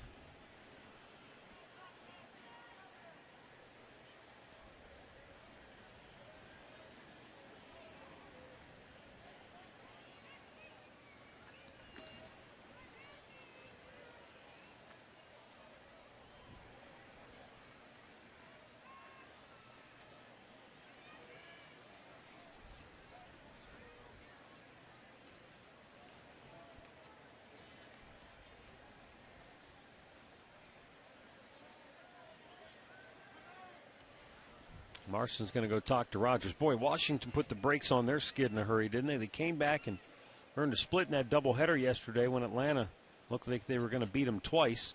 And then they came out today and pummeled the Braves 9-2. So they're back up 3.5 games in the NL East. Yeah, they've played well, man. There's no reason why they shouldn't stay in it for the remainder of the year. Pretty good race in the NL Central, too. The Reds won for the 4th straight time. Pirates won for the 5th straight game. A half game separating the Reds and Pirates in the NL Central.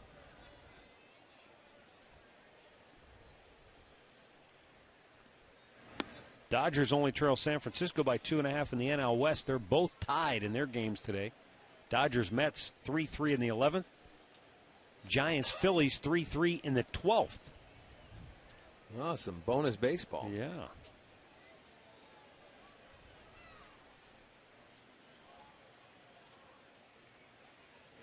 Right back over the screen.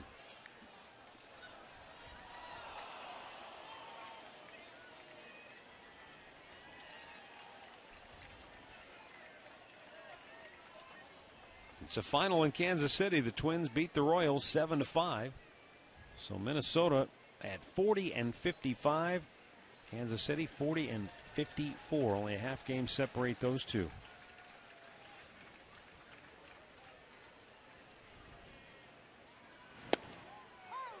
Strike call. It's a final at Fenway. Blue Jays bomb the Red Sox 15-7. They had 18 hits in that game.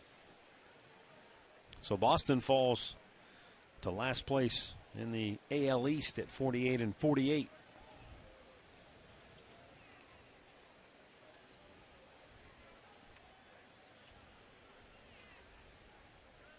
The 1-2. Did he hang on to it? Nope, No, hit the he's ground. saying it hit the ground first, and Marston's arguing. Carapazza said the ball hit the ground. Well, and at second base, Bellino's saying the same thing. It hit the ground. He's coming in shaking his head. Man, he's arguing with Carapazza, but here you go. Bellino's agreeing. He saw it. He was at the middle of the diamond. Let's see. Oh, yeah, it did. It hit the ground and skipped into the glove. Good call.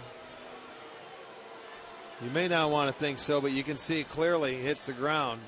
Yeah, I mean, I thought I heard it before it gets into the glove. Marston trying to argue that call. It's a big out if you can get it. Oh, so close.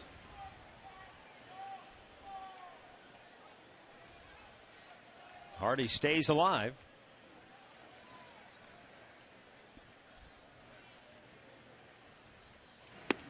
Check swing. Did he go? No.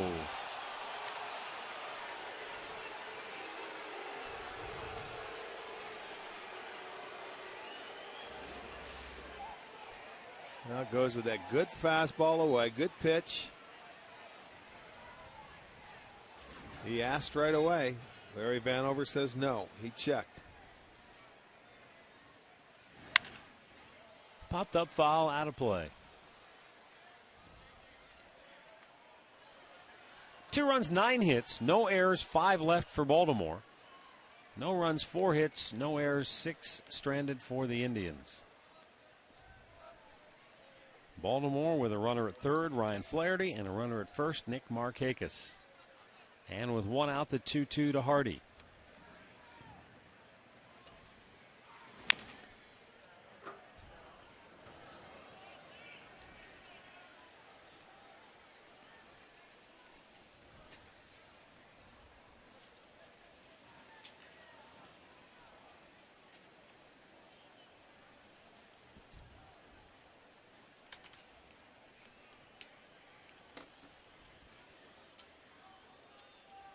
Rogers fires, and that is fouled back.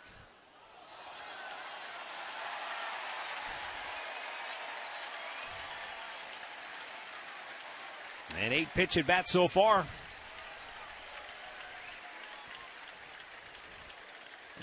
If Rogers can put him away, he'll have Jim Thome next.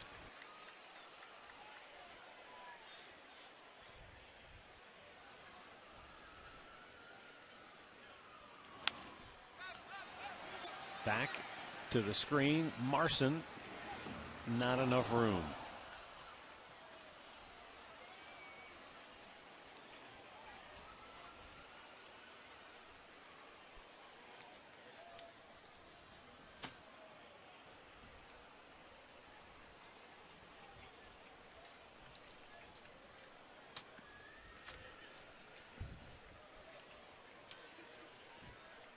We'll do it again. 21 pitches for Rogers in the inning. Most of them right here in this AB with J.J. Hardy. It's been a battle to try and get him out. There's a big insurance run for Baltimore on third base with one out here. This is a big out. Grounded to third by Lopez, and scoring is Flaherty. 3-0 Baltimore as Hardy picks up RBI number 35 on the year, and he's, is 37 on the year. He's driven in all 3 runs for the Orioles here today. Well, and he worked and he worked and he got a breaking ball. He's a good breaking ball hitter. This one's down and maybe just too much of the plate. See where Marson had to reach back in. They wanted that ball a little bit more away, and it could have been very easily been a double play ball, but he finds a hole in the left field. It's a 3-0 ball game. Baltimore now with 10 hits, and Hardy with all 3 ribbies. Jim Thome 1 for 3.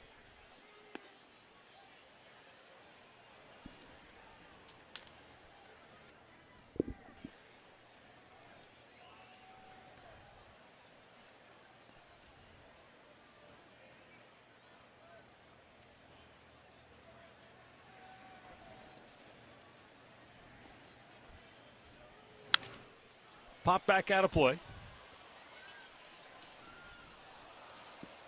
1-1.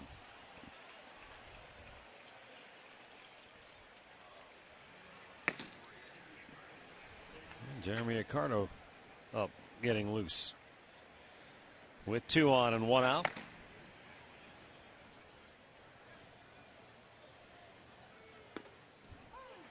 One ball, 2 strikes on Thome.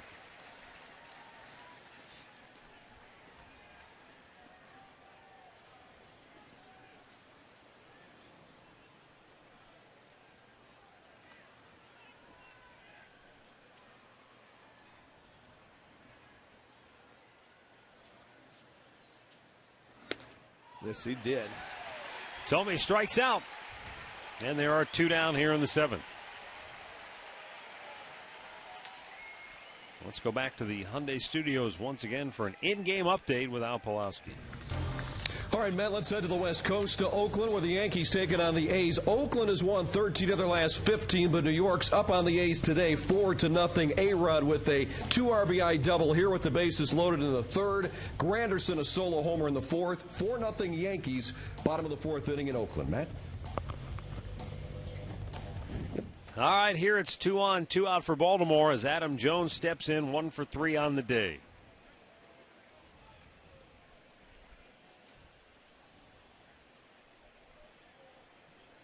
Orioles now with 10 hits in the game.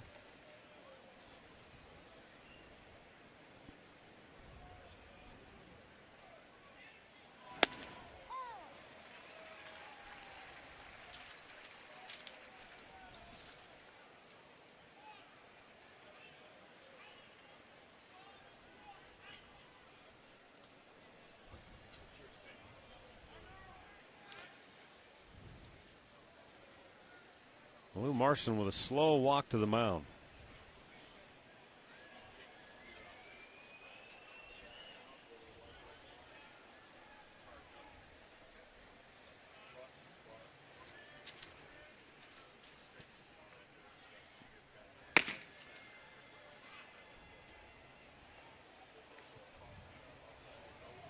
J.J. Hardy has driven in all 3 for Baltimore today.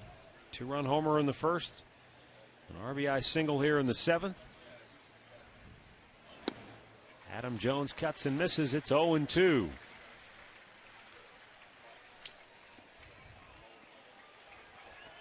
Pretty good bet. Zach Britton's day is over as the Baltimore bullpen is busy. Now that they've added a run to their lead. And the 2-strike offering is hit to short. Routine for Cabrera. The flip to second ends the inning. Orioles get an insurance run. They lead at 3-0. The seventh inning stretch is brought to you by the Cleveland Clinic and the free walking program. Let's Move It, Mondays at Progressive Field and the Metro Parks Zoo. Visit letsmoveit.org for more information.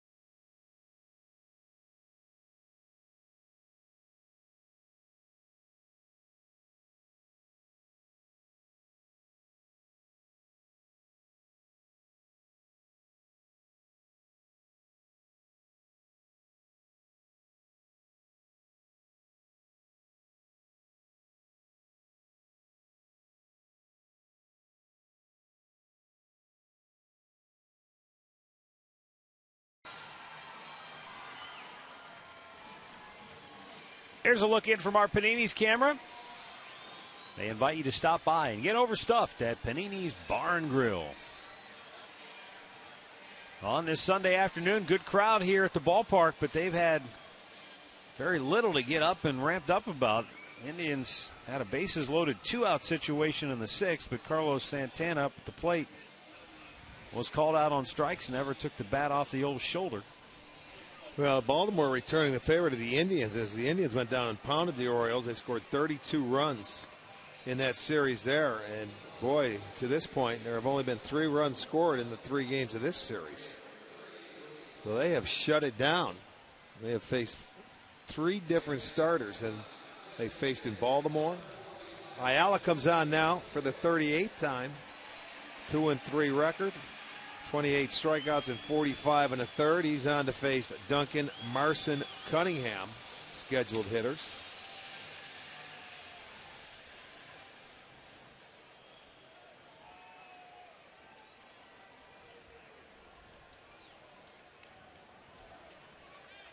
Duncan 0 for 2. And a floater caught up the middle by Flaherty. Smokes, I thought that was in there. Nice effort by Ryan Flaherty, who's a big guy and covers a lot of ground. Boy, you talk about running out there and making a stab at a ball and it goes right in. Good running catch. I figured base hit. I thought it was hit hard enough. He goes out there, times his leap perfectly, and makes a catch. So out number 1. Takes a hit away from Duncan.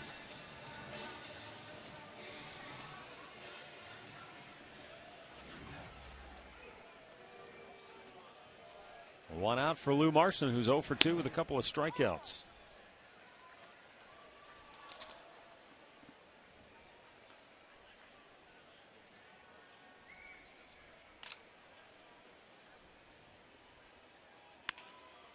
Slowly chopped to short.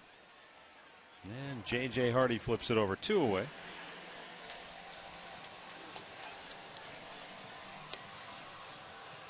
Late leaders brought to you by your Cleveland Akron area Lexus dealers. Jim Johnson now leading the league in saves with 29. Johnson, Rodney, and Chris Perez seemed like they were all either tied for the league lead or would change hands every other day. Right. Johnson surging ahead right now with Baltimore on a 4-game win streak. Yeah, with a streak, you're right.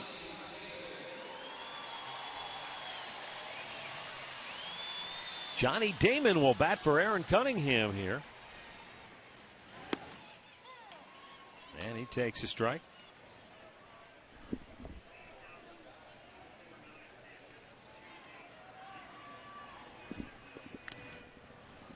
And it's quickly 0-2.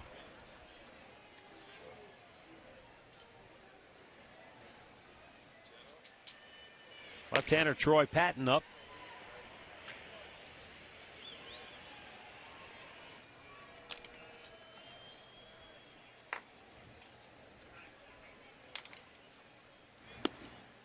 A little bit low.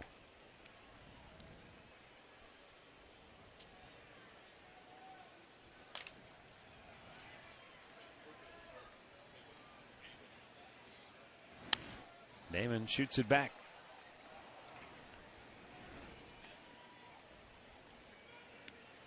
Luis Ayala trying to set him down 1-2-3.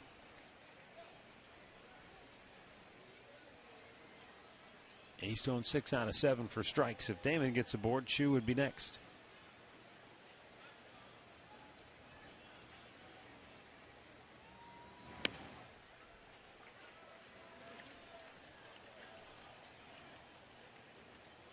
That's why I think that left-hander's throwing in the pen. Yeah.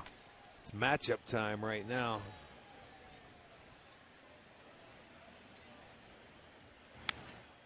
Another foul back by Damon, who stays alive here. 2 balls, 2 strikes, 2 down, bases empty in the 7th.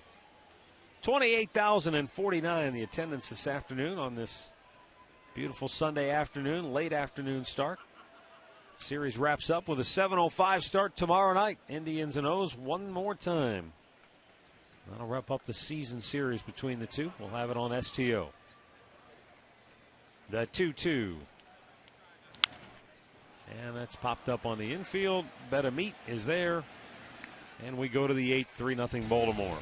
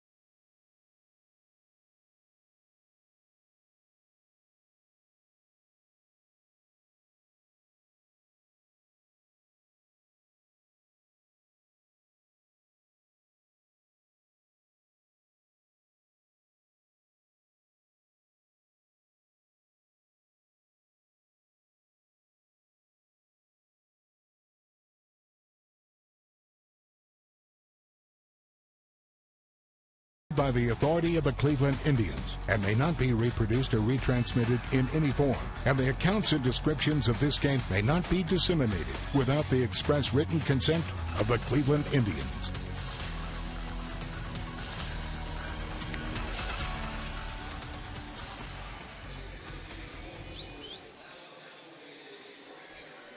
3-0 Baltimore as we go to the 8th inning. Jeremy Accardo will come on to work for the Tribe.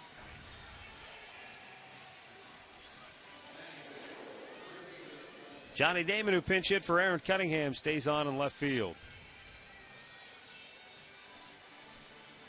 And Wilson Betemeet steps up for Baltimore, 1 for 3 on the day.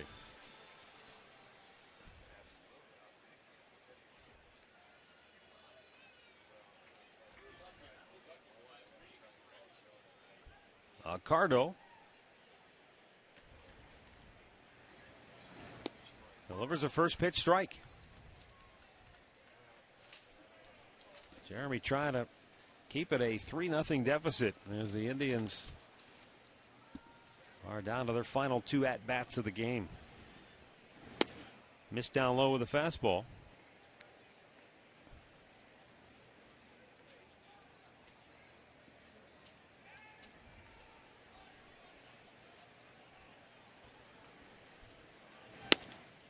Ooh, that looked like a strike, but it's called a ball, and it's 2-1.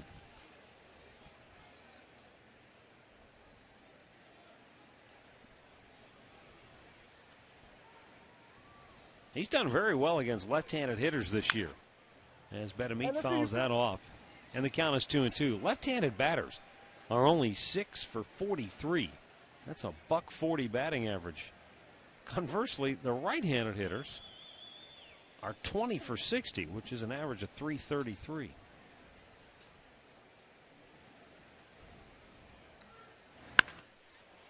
That's hit deep, and that's a hit out of here. Wilson Betemeet. So much for that left-handed hitters having trouble. Betemeet, home run number 11, makes it 4-0 Baltimore. And there's a guy who, I don't know how many times I've heard you say it. He's a dead low ball hitter, and Jeremy missed in the old wheelhouse. Well, boy, you know, when they get him in their zone, and you can see he arm swings and it hits it a long way. See where it's located. Boom. Dead low ball hitter, and you can see these guys make their living at it, and he stayed back, and he knew it as soon as he hit it. 4-0 ball game for Betemeet. That will be home run number 11.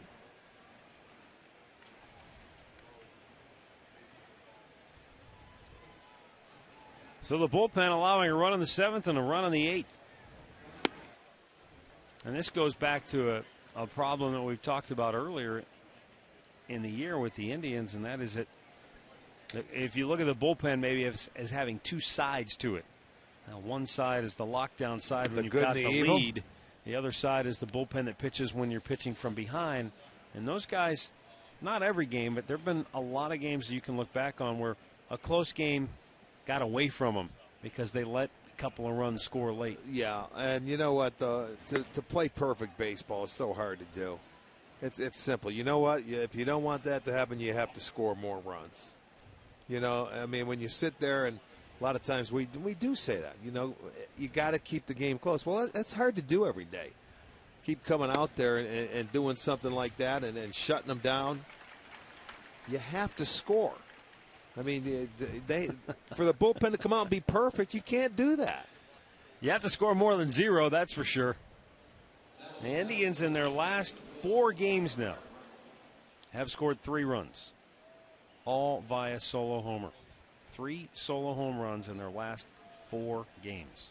You know, and like we said, it's not one side of the ball. It's the team aspect of it. You have to play better as a ball club, and everybody picks everybody up. So right now you're asking guys to be perfect every time they go out and get on the hill, and you just can't do that. The Indians are a team built to play from in front. They're not a catch-up team because they don't hit a lot of 3-run home runs and have big innings. At least they haven't, at least since the All-Star break. 3 times they've scored more than 1 run in an inning in all the games since the break. 2 of them came in 1 game. And they had a 5-run inning in Tampa. And what's even more disappointing is that even when they've had opportunities to scratch out a run, to do some fundamental things to get a run, move a runner over. I'm not saying you have to sacrifice, but move the runner over. hit the ball to the other side of the infield, get them. They haven't been able to do it. Fundamentally, whether it's bunt them over or hit them over, they're not doing that to at least get a run, get some momentum. Done. Get your job done. You know that as a hitter when you go up. You know the score. Score dictates, or the scoreboard does. Johnny Damon handles the liner in left for out number 2. And it brings up Ryan Flaherty. In-game box score brought to you by your Northern Ohio Hyundai dealers, who invite you to see the all-new 2012 Sonata. Visit NorthernOhioHyundaiDealers.com today.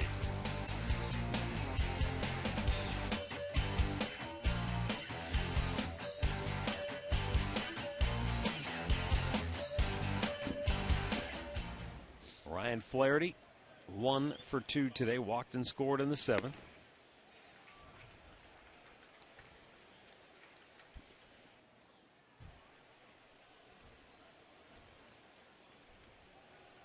Flaherty 3 for 10 in the series, and 2 of those 3 hits have been homers. High fly ball to center field, and Brantley is there. And the inning is over. We'll go to the last half of the 8th. Baltimore now on top 4-0.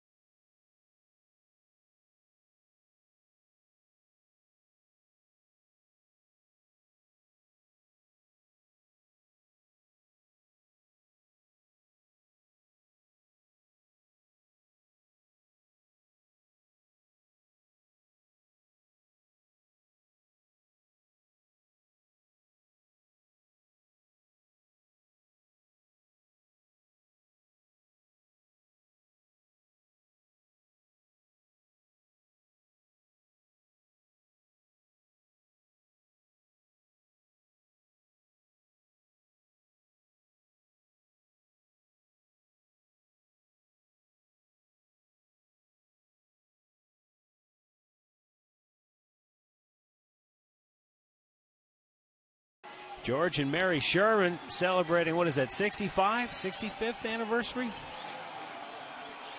Congratulations to George and Mary. 68, they tell me that is 68th anniversary. Beautiful. 68, that's terrific. Unfortunately, George and Mary watching the Indians scuffle here this afternoon, down 4-0 as Omar Quintanilla comes in to play defensively at second, and Indy Chavez takes over in left field. Luis Ayala worked the 1-2-3 7th. He'll stay on to pitch the 8th, top of the order for the Indians.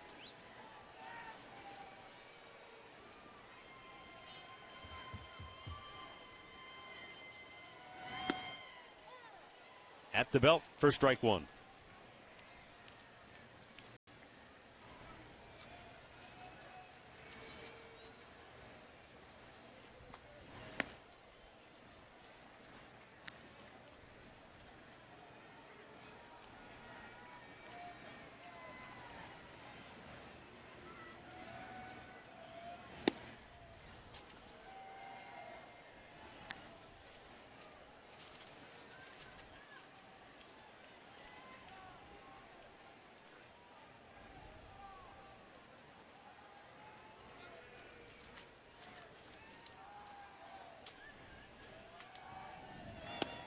That's outside.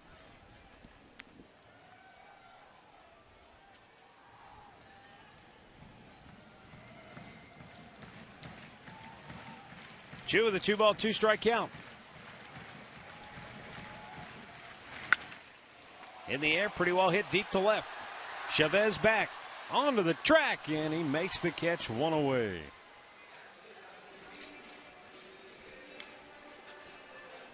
For every home run hit this season by the Indians, Rick and I are donating $5, and Great Clips is donating $50 to the Gathering Place. Our season total at $5,160. Great needs, great deeds, Great Clips.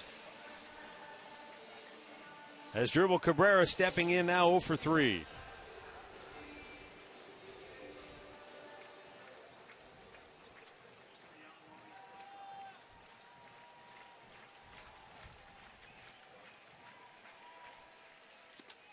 And it's up high.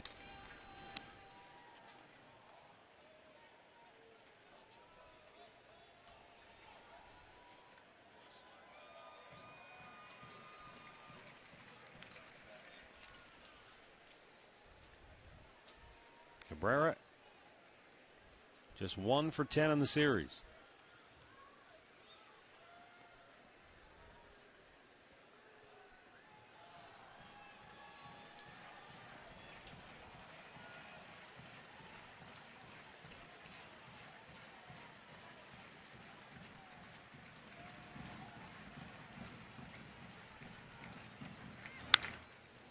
And a high pop hit the left. This one an easy play for Chavez, who comes in to grab it. 2 down. Don't miss All Bets Are Off with Bruce Drennan tonight at 7. I think Bruce will have a few things to say about this series. Maybe he'll talk about something else. Then there's always that. Well, whatever you want to talk about, you can call him, email him. Bruce at sportstimeohio.com. All bets are off. It's tonight at 7. Which is very shortly, right here on STO. That's right. The 3 o'clock start today pushed it back. I'm sure he will be all fired up.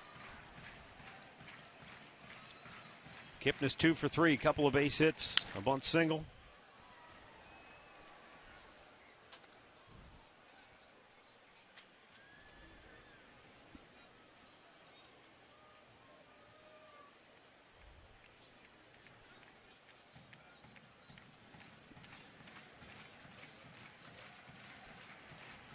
The 1-1. He waited back on it, but he bounces it right into the tracks of Quintanilla, who throws him out. And the Indians go in order. And we go to the 9th.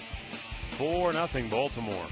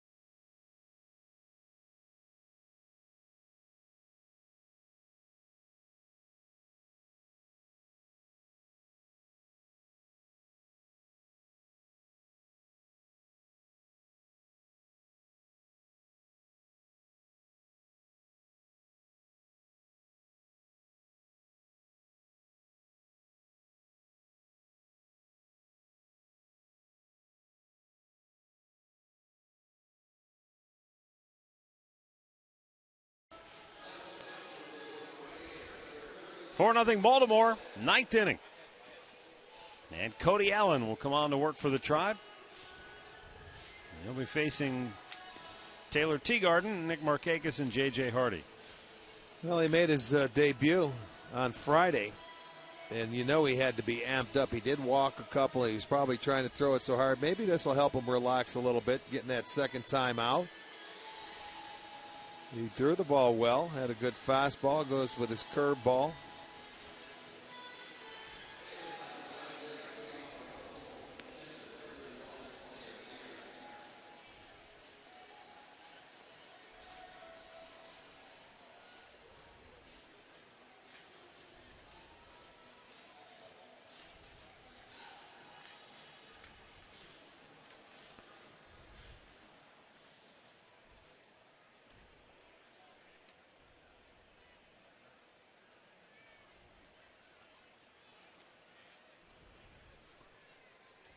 Taylor Teagarden, a couple of sack bunts on the afternoon, and he is called out on strikes once.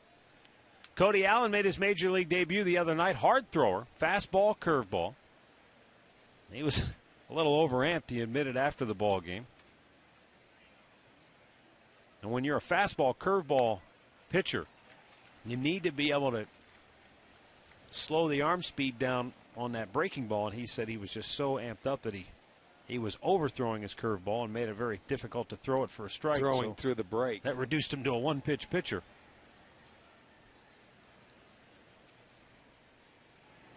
And he just threw it by him. When you're a young kid and you get out, once things slow down a little bit and you get to feel a little more comfortable, that's better. Then you're yourself and you believe you belong here. And it's not easy.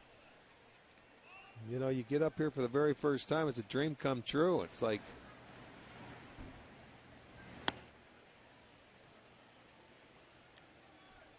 he had a nice crowd he pitched in front of.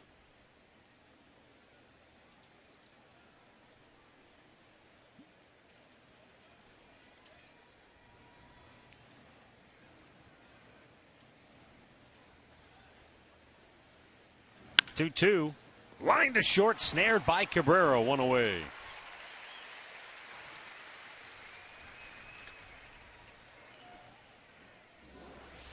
Ball hit on the nose, and Cabrera's going to pick it up off the ground from the backhanded side.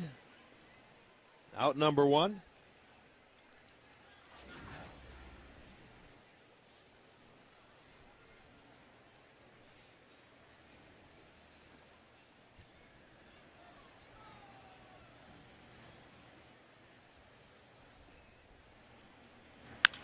Markakis hits one high in the air to center field. Brantley's there. And that's out number two.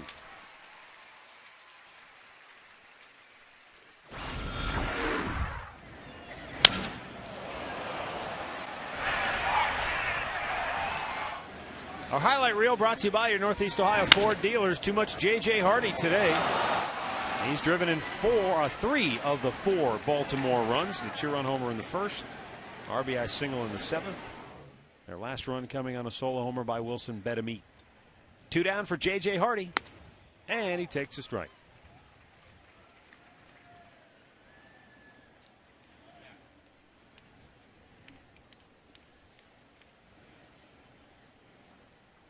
Second time this year Hardy has had a 3 RBI game, says Tom Bochenek. First time we've heard from the Teflon man today. Teflon Why Tom. wait till the 9th? Thanks for coming. Have a nice weekend. 2 days ago, we had 25 different stat cards down here. Today, 1. Yeah, you couldn't have enough. Had to get a folder to put them in. He's taking tomorrow off. Good. We get Kreskin tomorrow. That's We won't need any stat cards tomorrow. He'll tell us before it happens. There you go. 1, 2, 3, go the Baltimore Orioles. We go to the bottom of the 9th for Zip Birds.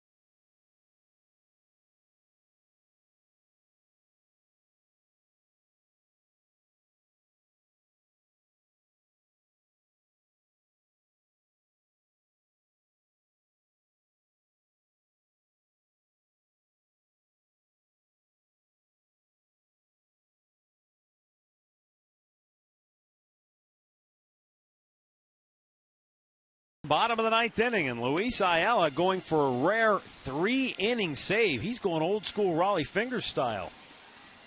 Well, I mean, the game dictates it. He didn't want to go to this bullpen. It's not a safe situation for Johnson. Ayala has been out there, I'm sure, reliable. So He's Buck been counts 6 up, on him. 6 down. So he says, all right, see if you can go out and finish it and give him the opportunity for that save, because should a guy reach or something, and then, you know, Johnson's always out there waiting.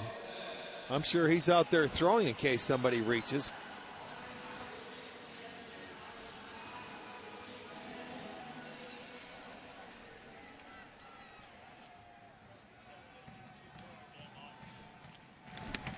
Jose Lopez, 0 for 3 on the day, looks at a ball down low.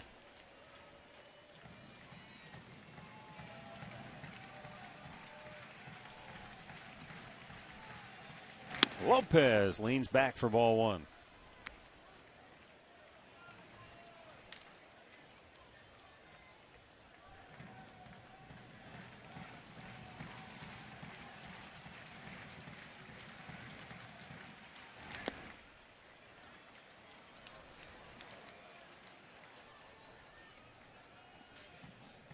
Lopez grounded to third, fly to right, bounced into a fielder's choice.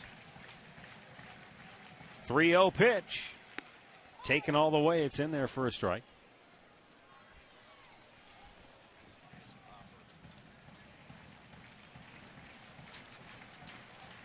Michael Brantley waiting on deck. And back-to-back strikes for Ayala.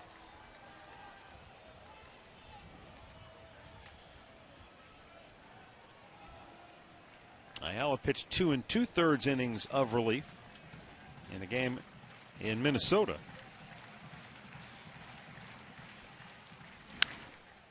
Out of play for Lopez.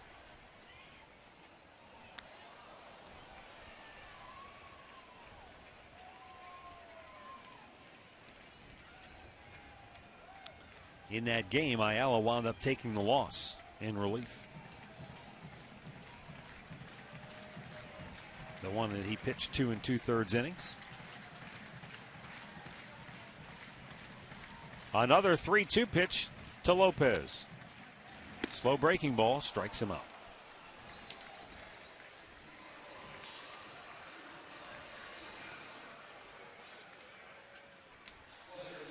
One down. And stay tuned after the ball game for the Conrad's Tire Express and Total Car Care postgame show.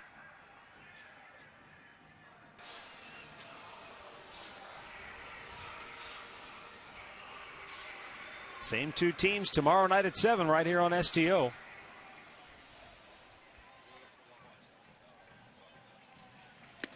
Michael Brantley looks at a ball outside.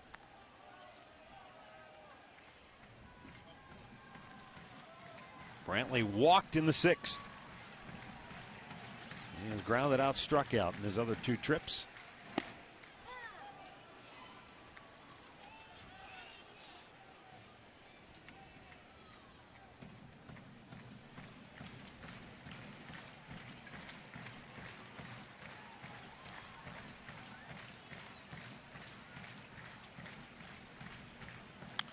Fouled out of play by Michael Brantley.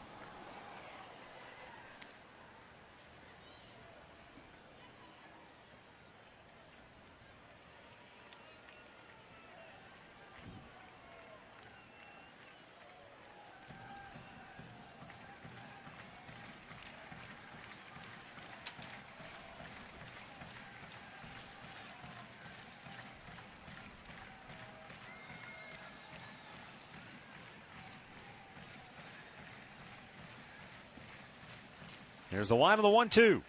Up and away.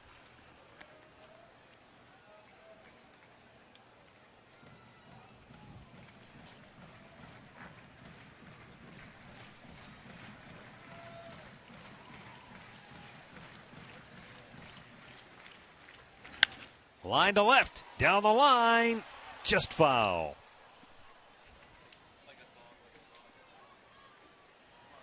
And Brantley will come back and try it again.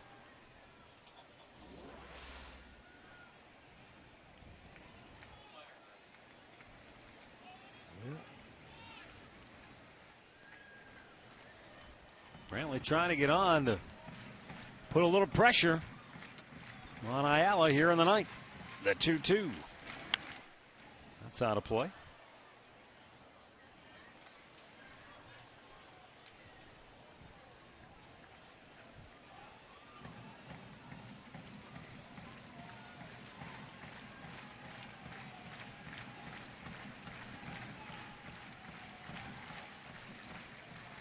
Ayala fires. Up too high and a full count.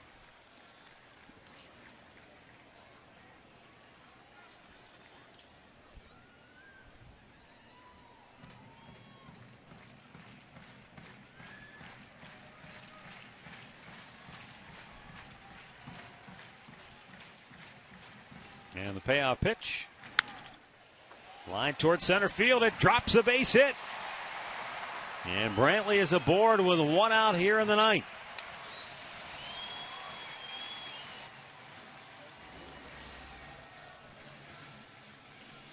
Well, Michael just hangs in there. Good two-strike hitter. Finds a way to drop one in.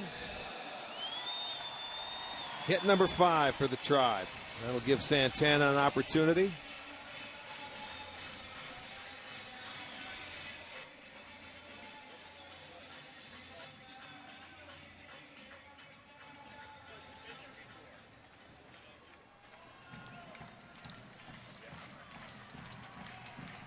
Santana, 2 hits, and he has also struck out today.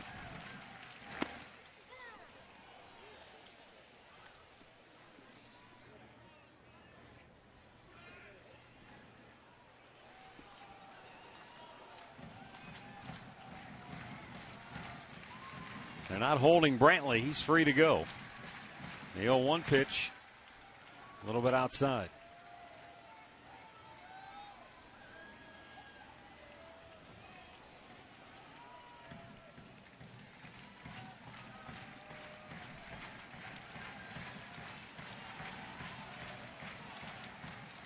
Ayala deals, and Santana hits a high drive, deep right. Markakis is back. He's out of room. It's out of here.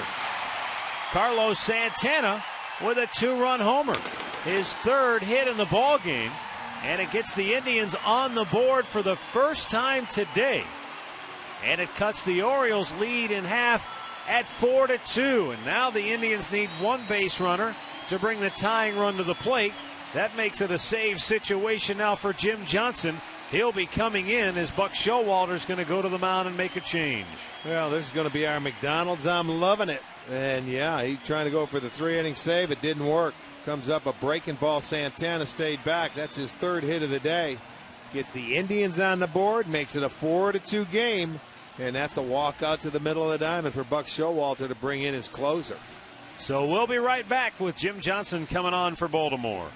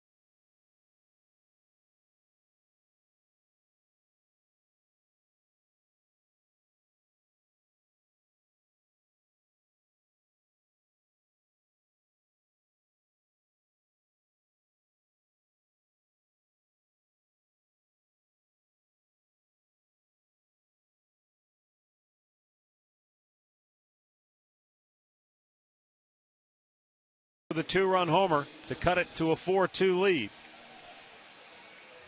Shelley Duncan will be coming up. Jim Johnson on for the 43rd time this year, looking for his league-leading 30th save. Travis Hafner has moved to the on-deck circle. He will bat for Lou Marson.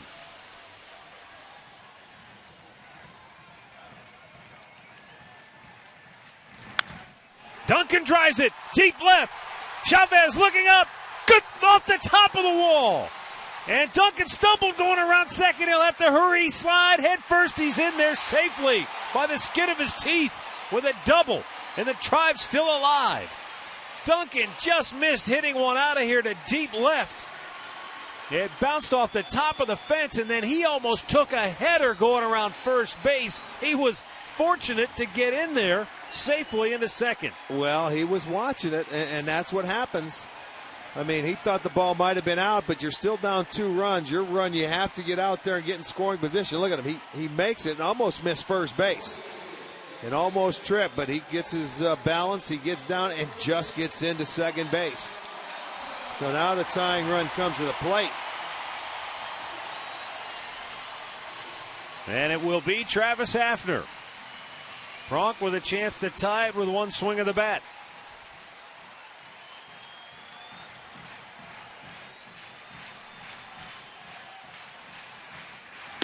And Johnson with a fastball in there for strike one.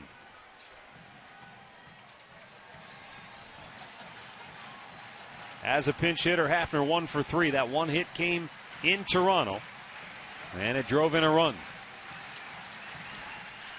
Johnson deals, and Hafner takes high. 1 ball, 1 strike.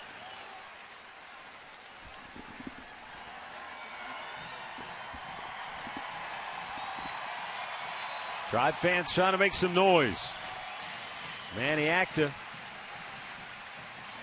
playing maybe the last card in his hand here in the bottom of the 9th as Hafner pinch hits. 3 straight hits for the Indians in the inning. And it's in the dirt, 2-1. Johnny Damon will be next.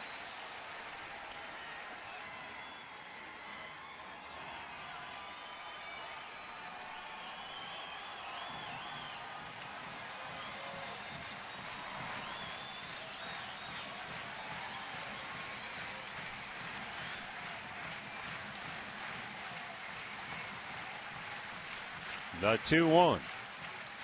Hafner with a line drive base hit into right field. Duncan coming around third. He will score. 3 straight runs for the Indians here in the 9th on 4 consecutive hits. It's a 1-run game at 4-3 as Hafner delivers his second pinch hit RBI single for the Indians on the year.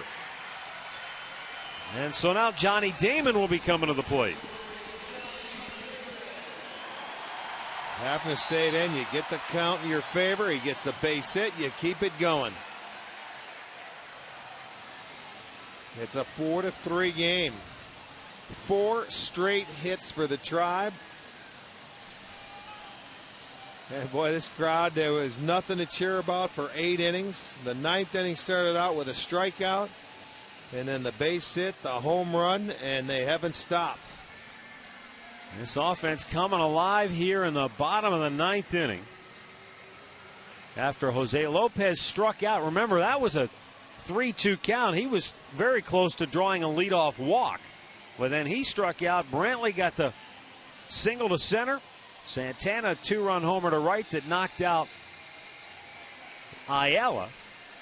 They're trying to get time out to get a pinch runner. The only guy that I think they have left is Hanahan, isn't it? Here comes Jack Hanahan to run for Travis Hafner.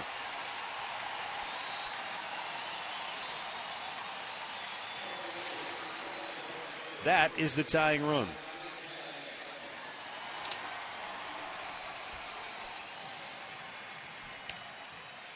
And Johnny Damon 0 for 1 after he popped up on the infield and his only at bat, stands in, takes a strike.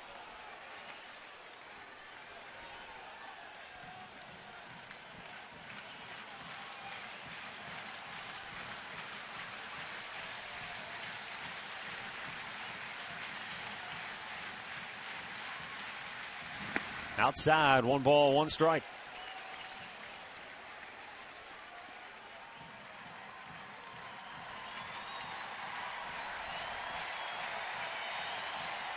Hanahan, not really a base stealer, but obviously better wheels than Hafner. Oh, and away, 2-1.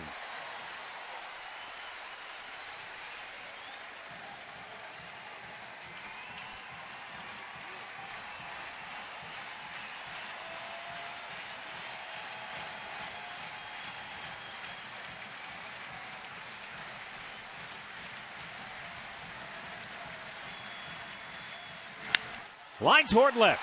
On the move, Chavez. He makes the catch. And back to first goes Hanahan. And so now 2 down. And Shin-Soo Choo coming to the plate. Choo flied to deep left his last time up. He is 0 for 3 in the ballgame with a walk.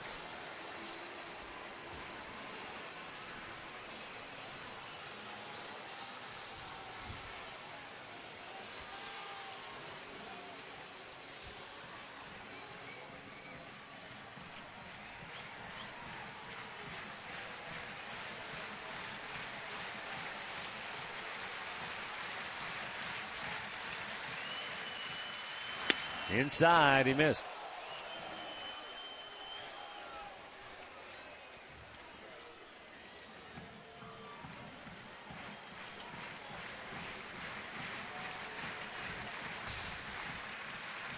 Can Choo deliver here in the clutch? It's up high, 2-0.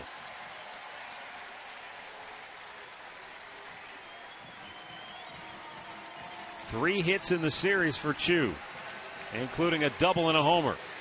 And should he walk, his Drupal Cabrera would be next. The 2-0. Outside, 3 balls and no strikes.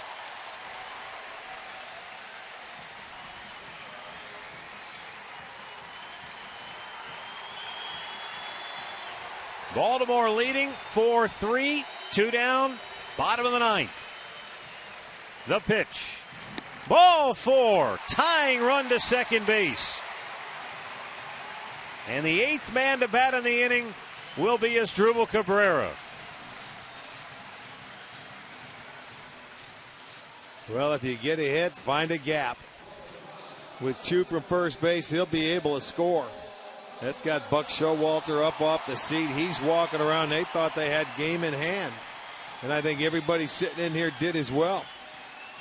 But after the first out, the only other man they were able to retire was Johnny Damon on his ball to left field.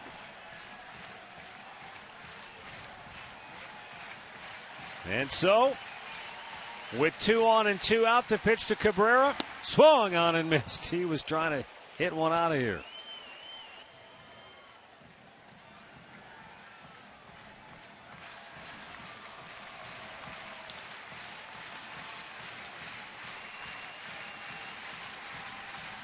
Two on, 2 out.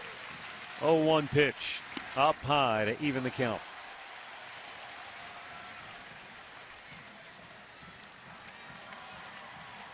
Cabrera has shown a great ability when he sits on a pitch and he gets it. He can hit it as far as anybody.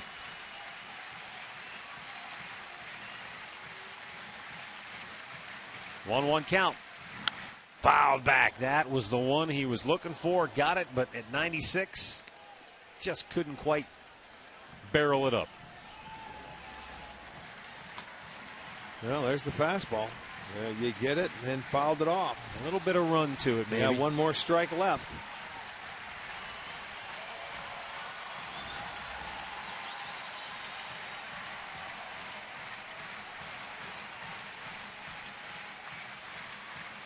Johnson takes a look at that runner at second base. That's the tying run.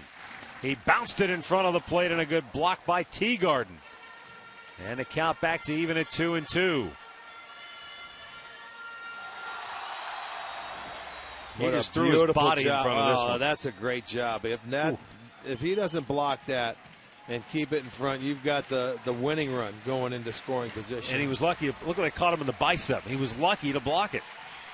But that's what you do. You throw your body. Any body part will do. Those who remain are on their feet with 2 out in the bottom of the ninth. And the 2-2 fouled right back.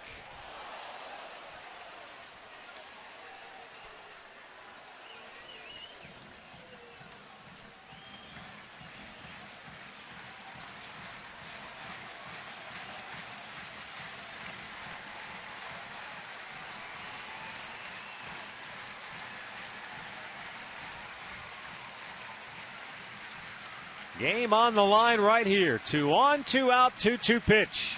Swung on and missed. He struck him out to end the game. Now the Indians fight back with 3 here in the bottom of the ninth. But as the saying goes, too little, too late. And Baltimore sends the Tribe to their 4th straight defeat. Yeah, good curveball. Get him to swing over the top of it. Teagarden grabs it. He's going to tag him. Oh boy, the Indians had their chances down to their last swing, and Baltimore's going to be able to hold on for another 1-run win, which is 15 for them. Yeah, ultimately the day ends in bitter disappointment for the Indians as it's a 4-3 Orioles win. And it's time now for our key play of the game, brought to you by KeyBank. Well, let's go back to the first inning. Second hitter of the ball game after a base hit. J.J. Hardy comes up, gets a fastball middle in, and he's able to turn on it. It was Baltimore 2-0 right out of the chute. So they were playing from in front, gets that one to the right outside the home run porch. And for Hardy, that was his 14th home run. Play of the game brought to you by KeyBank. Earn double rewards points during the KeyBank Summer of Rewards. For Baltimore, 4 runs, 11 hits, no errors, 7 men left. The Indians, 3 runs, 8 hits, no errors, 8 men stranded. The winning pitcher is Zach Britton, his first. The save to Jim Johnson, his league-leading 30th. Loser is Josh Tomlin. He drops to 5-7. The win makes Baltimore 51-44 on the year. They're 5th in a row. Indians drop their 4th straight, and they fall below 500 for the first time since April 14th. And they are 47-48. Time of the game, 3 hours, 1 minute. The attendance, 28,049. We're back to recap with the Conrad's postgame show next.